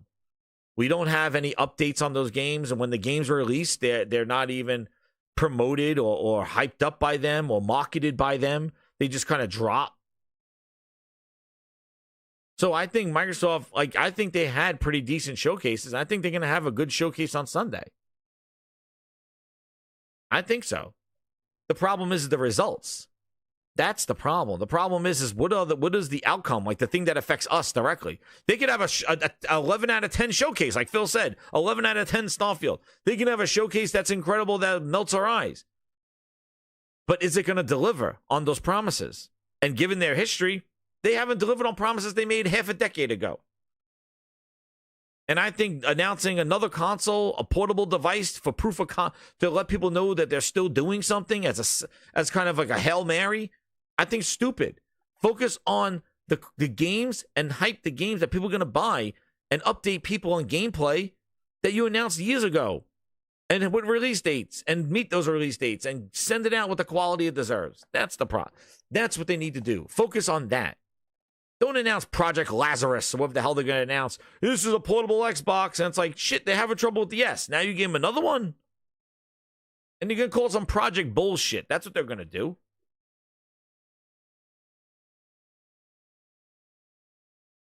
The advertisements were slipped in there, Sayo. That's right. Those advertisements slipped in there, man. They were just like, I don't know if they were game trailers or ads. Like, they just threw them in there. They have to deliver. That's the problem. The showcase could be incredible. I thought last year's showcase was great. I thought the showcase before with Horizon 5 was great. I gave it like an 8. Like, and who gives a shit about scores, but like, I thought it was a great show. They really celebrated Horizon 5. Forza Horizon 5. They need to deliver, and Forza Horizon is the only game that delivers. Project Lazarus. See, there you go, my Mass Effect. Yo, where's Craig? Where's Craig the tech guy? You see? He knew about Project Lazarus. See, man, that gaming is etched into my head. Anthony Perez with the 5. He goes, no Lego Horizon on Xbox, no Wukong on Xbox. At this rate, I wonder if the next Halo will bother with Xbox either. Dude, Master Chief needs a new console, he said. I have no clue, dude. I have no clue. I was surprised at how many games just were just not on Xbox. It was like PC, PlayStation. Even PlayStation's like, hey, go Switch. They wouldn't even put it on Xbox. Considering Phil's been handing out the bag to PlayStation. Phil gave them 4 games and gave them Minecraft Dungeons and Minecraft Legends. And Sony's like, Lego Horizon, not on an Xbox. We will not have Aloy on an Xbox. Number one customer. They're wild, but you put Aloy on a Switch? Dude, it's some crazy ass times, dude. It's some crazy ass times. Like, they just kicked Phil in the nuts. Phil's bringing his games to PlayStation, and Sony's like, yeah, nah. Nah, dude, you're not getting that. We'll give it to Nintendo. And Nintendo's eating up everybody's shit. It's freaking crazy. It's some crazy-ass times, dude. Project White Flag. Project Face Down, Ass Up. That's what it's called. Project, I'm going to tell you right now, it's Project We Don't Care. Project. I'm here to tell you right now, we don't care. Let me tell There you go. We don't care. Jerry. Yeah. Everyone's like, thanks, fuck off. Exactly. It is crazy ass, dude. It is wild. It is wild in these gaming streets. It is crazy. But, you know, listen, like, you know, I think people are going to say exclusive. Dude, I think that the whole exclusive shit, it's hurting gaming. And not hurting gaming that exclusives exist. I think the whole idea of exclusives not existing as strongly as they are has hurt gaming because it hurt competition. Where's your game that beats my game, that's bringing people to my platform? You got to match that. That quality that's bringing people to my platform, you need to match that. Here's our Halo. Here's our Gears. Here's our God of War. Here's our Nathan Drake. Like, I think the competition between them made gaming better. And this whole, like, this shit, man, it's just like, I think that's where it was. Like, my show is better than your show. Let me show you what I got under my belt. Let me show you this. And I think that, and again, I don't think that that's old school. I think that's just natural economics of companies wanting to compete for our dollar. That's where I feel that the exclusivity, the pride in the brand needs to come back. And that's not fanboy talk. That benefits us as consumers. Because we get better because they're trying to beat the shit out of each other, and we are the ones getting the shit that's coming out of that. Oh man, you did that? Oh, I got this. I got this. And we're sitting there going, that's right. Beat the shit out of them. Xbox, beat the shit out of them. Kick them down. That's right. They don't got what you got. And we're sitting there going, thank you. Let them fight it out. Let those two big-ass companies beat the shit out of each other. Spending money, doing everything they can to beat the shit out of each other. And guess what we get? We get the best of the best because they are trying to outdo one another. Hell, we saw it with wrestling. Man, the WCW and the WWE with the Monday Night Wars, dude, they were trying to outdo each other. And we were getting the best friggin' wrestling ever. And then once they bought them, and it was all like, one wrestling program now, it went down to shitter. That's why. Here's our Metal Gear Solid, bitch. But they want to do this. Hey, it's going to be harder for them to maintain their identity and their purpose because there's so much more noise. And it goes to like games like Concord and stuff like there's so much shit out there, dude. And there's so much. You need to stand out among the rest.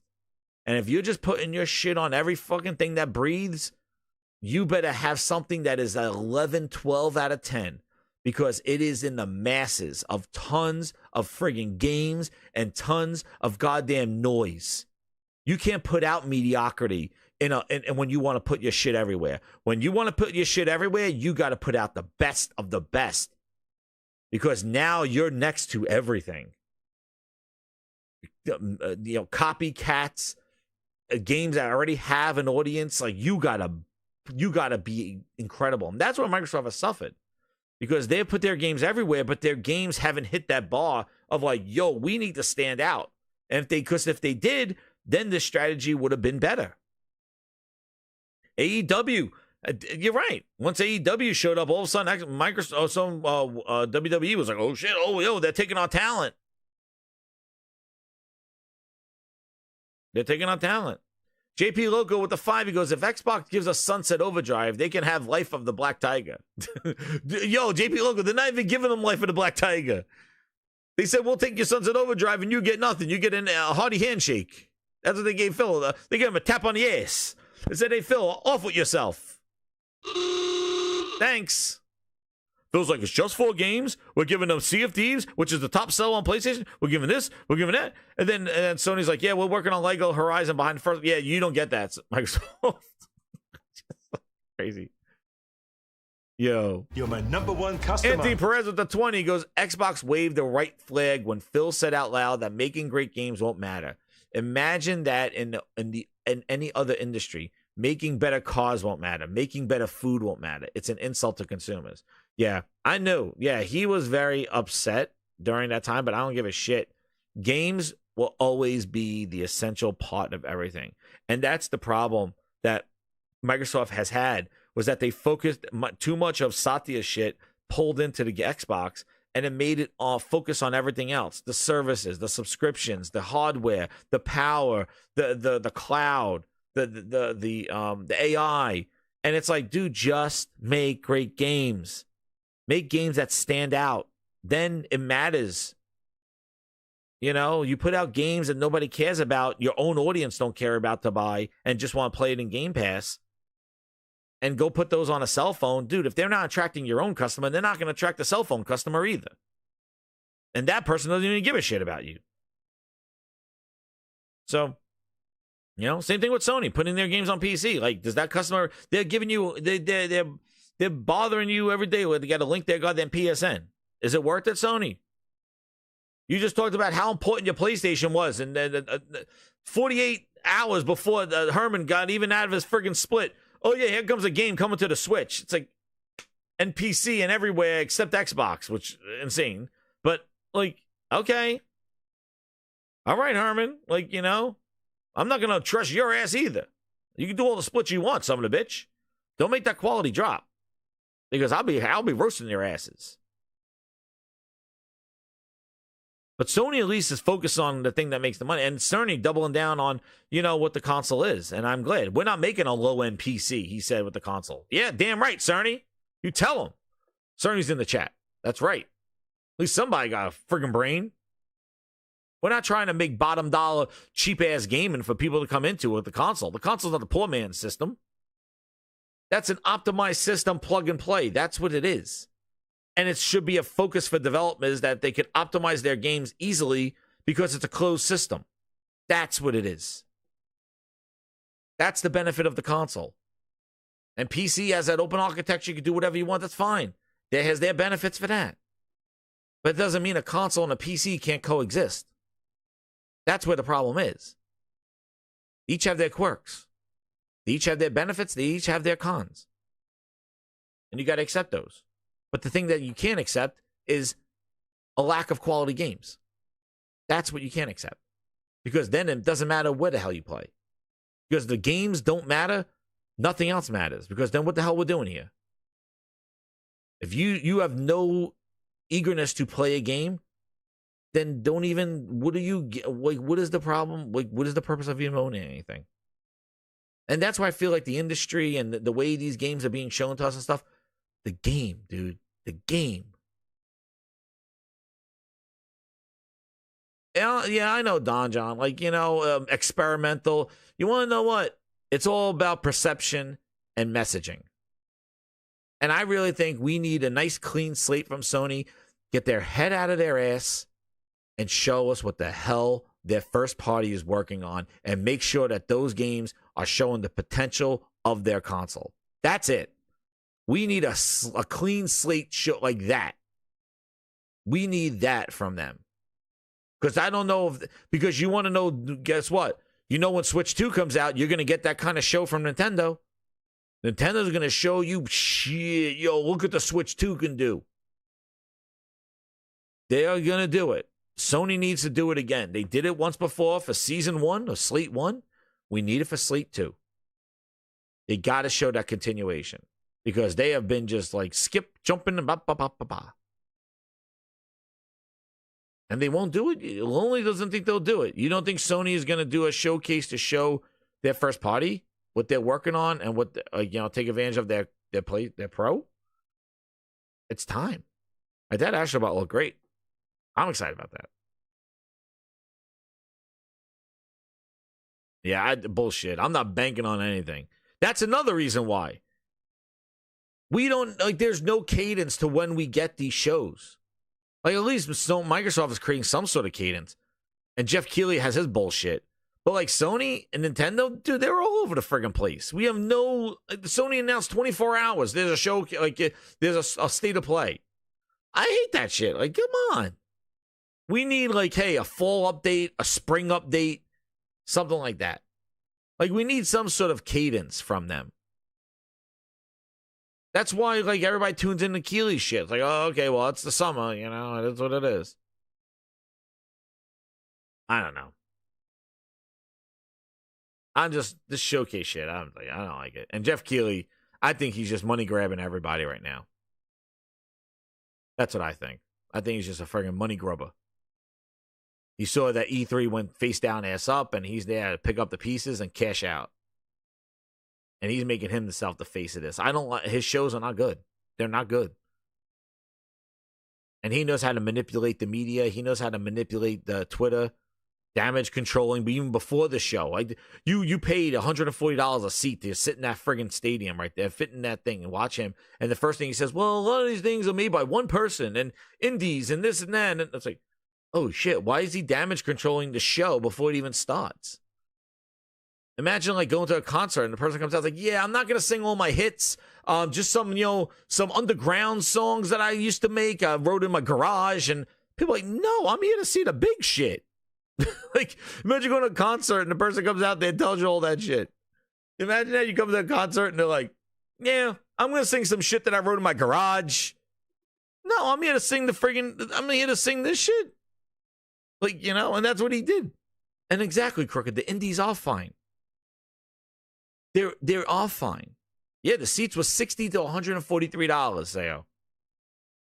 And then all that advertisement money he charged. He got his great set and everything. Tight ass pants. He got a D. For D's nuts. That's what he got. Oh shit, he got a D for D's nuts. Prepare ship for ludicrous speed. Fasten all seatbelts. Seal all entrances and exits. Close all shops in the mall. Cancel the free-range circus. Secure all animals in the zoo.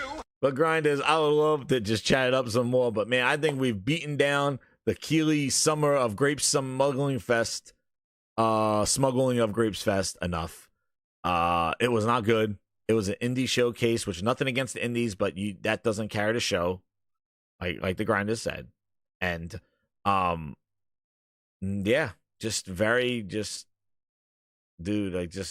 nothing. Well, look.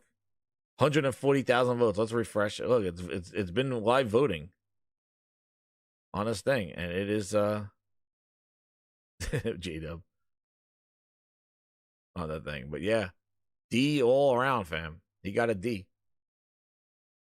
We need a Black Nut showcase. That's right. I got to get in touch with them. I got to get that sponsorship from them. God, yo, dude, I will market the shit out of that Black Nuts cloud. Dude, I will market that. I do give them free marketing, man. I give them free marketing. Yo. Where are they? They're always a good. Got to use, like, in private to search for them. There they are, baby. There they are. Man, oh man. I got to get the sponsorship, right? These Black Nuts. Dude, Black Nut Cloud.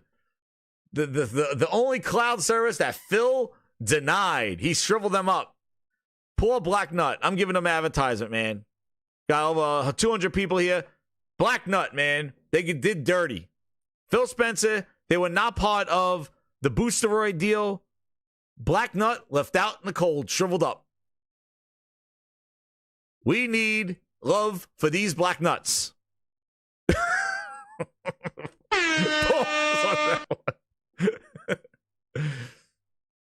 Get him, Black Nut. No. We need him. Save these Black Nuts. What is Black Nut? We need to save him. The online service.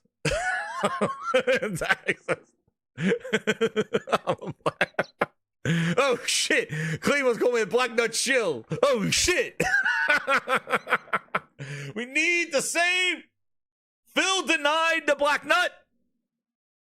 He denied them. He gave deals to NVIDIA. He put Call of Duty on Nintendo. But Phil didn't. He gave deals to Boosteroid, Cloud. But he left out Black Nut.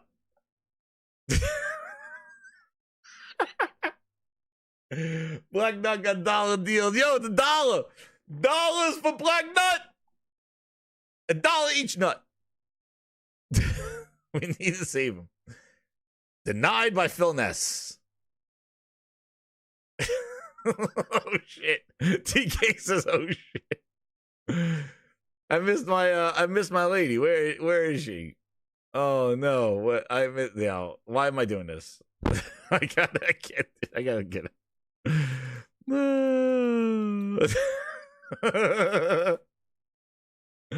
We gotta get him. What is it? Interview? Hold on. I gotta get him. Where's my lady? Oh no. Missed her. Oh man. I gotta get that interview again. I don't know where she is. I think it was on the yeah, man. Phil denied them. He don't care. He don't care. Getting started with Black Nut, dude.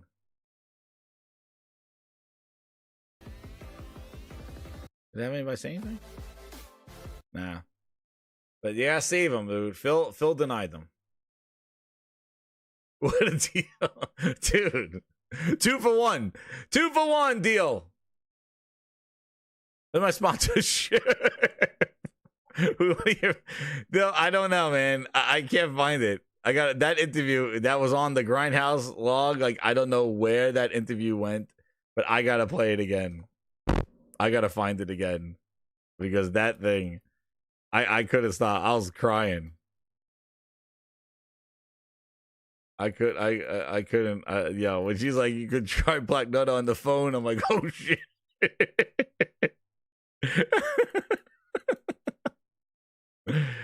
Dude, I don't know where she... Oh, yeah. For those 150 that stayed. For those 150 that stayed. And the French... the 50 that stayed. Latency of your network that is really stable. Then you have a good quality, yeah. But yeah, the Don't leave! A bump in the road comes, and she's be sarcastic. I won't be coming back until Saturday when you leave. She's gonna try to stop me, but she can't run in those little high heels. Never see this face again. There's no drop frames and stuff like that. How famous are you? Like, how many people are using your... It says Red Herring Winner 100. So, do you have a lot of users? Yeah, we do, and we provide, the platform for, now I said 45 countries. It's covering all Europe, North America, South Asia, but we also work a lot with our B2B. But we can also Telecom, which is in Austria. They have their own brand, and so we manage those services with them, yeah? So I cannot give you the numbers because they are private, but private numbers. Partners there. We don't share the nuts numbers. Subscription to BlackNet. How long time have you been doing this? When did you launch the service? Launched in beta in 2018. Look at their cards. And we deployed for the last 2 years. We're like opening a new partner, a new distribution channel every month. Their handouts. A new partner. Those last days is very busy. Can you run a very high... Oh my god, I just hurt my throat. I just hurt my throat. Watching these nuts. The potential of the game is no difference because what you get from the end user is only a video streaming feed, yeah? What is the most important would be the latency of your network. That is really stable. Private nut. This is the post-game Grindhouse content that you're missing out on. Like, for example, Metro Exodus or... Dude, their cards are black balls. They're really PC console games. They are run in the cloud and just stream to your device, so it doesn't change. Show me how the Black Nut works on the phone. Yeah, the latency, exactly. Also, if you are in a normal condition of gaming, huge GPU. And, I give credit to this guy. CPU. He's interested in those Black Nuts. He wants more enjoy info. the content. That's the first phase. He's like, can you put... when you want to provide a very general public service like that, you need these to black have the nuts, quality that is serving the are they larger washed? audience and the device they have and the connectivity they have. Yeah. Are they so we are not competing sweaty? about the hardware. We are completely hardware agnostic for that. But we are these providing the a hairy very ones, or that's strong next year? cloud gaming infrastructure. To make sure everyone can connect and have no waiting time. They can click and really the game needs to launch very quickly. I knew not to do this. That is our goal, not, looking Hey, man, for the we need higher something to performance of uplift the, us from that Jeff I Keighley would say, smuggling grapes piece of trash show. Not feeling that we're not competing with the hardcore gamers, I would say. These are not hardcore nuts. To enjoy the content. Confirm. Quickly. Not hardcore nuts. On any device when they want to. They're not hardcore nuts. You could support Softcore. AAA latest games with the highest. And we've done it. Even 4K. Yeah, we can go up to that. But 4K when you black want nuts. to make sure the people on the other hand, can receive it. Receive. You got to receive the nut. The quality we send is what they can get, because it will be deceiving if you promise too much and then people cannot. That's right. You cannot fool people the connectivity they have with fake nuts. They will not enjoy so much the 4K if it doesn't pass in the network. Yeah. So our promise is more, quick access, lots of games, all you can eat content. Oh shit! All you can eat nuts. Do you also have a certain amount of hour limit? Like no, you can play with them all the day. Play with Black Nut all day long. Consume, no limits. Usually in their area. But the basic offering when you go to Black Nut here in Europe what value? will be a monthly basis. You're going to love these nuts. It will be a monthly basis, and all included. What kind of price? It's $14.99 per month. Oh, $14.99. I thought it was the dollar deal. Yeah, I think if you need to buy all the games you get, yes, it's affordable. Yeah. All right. I think every game should be included. Oh man, that guy's really he's trying to twist their arm. Platform if you want. Phone. This is when she does the demo. Unlimited access. Play with them all day long, Nick. JP, they're making excuses on Twitter, please. Oh, look, she can't even log into the nut. Yeah. Bad internet. That's how effective cloud gaming is. Poor these nuts. And it's just a web app? No, we have the web app, we have the Android app. The web app is cool because you can also play, for example, here on my iPhone. Ooh. I can go directly to Black Nut and I can just click and have the whole catalog here. And it's just web-based or is it app-based? We have both.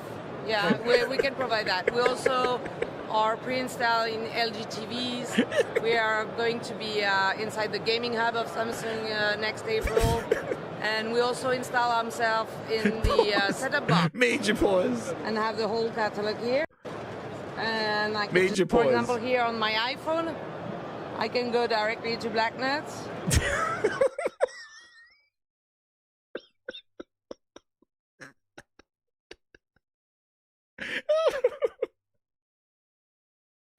I can't. Excuse me. Excuse me. The web app is cool because you can also play, for example, here on my iPhone. I can go directly to Black Nut and I can just click. Stop. All right, it's time to fucking go. It's time to stop. Stop. We gotta stop. Stop. Holy shit. Oh man, we gotta stop. We gotta stop. Whew. Oh man. All right. Anyway, too much for one day. But man, we had to have some levity after all that Jeff Keighley smuggling grapes show. Too many pauses. But that's Phil held down on them.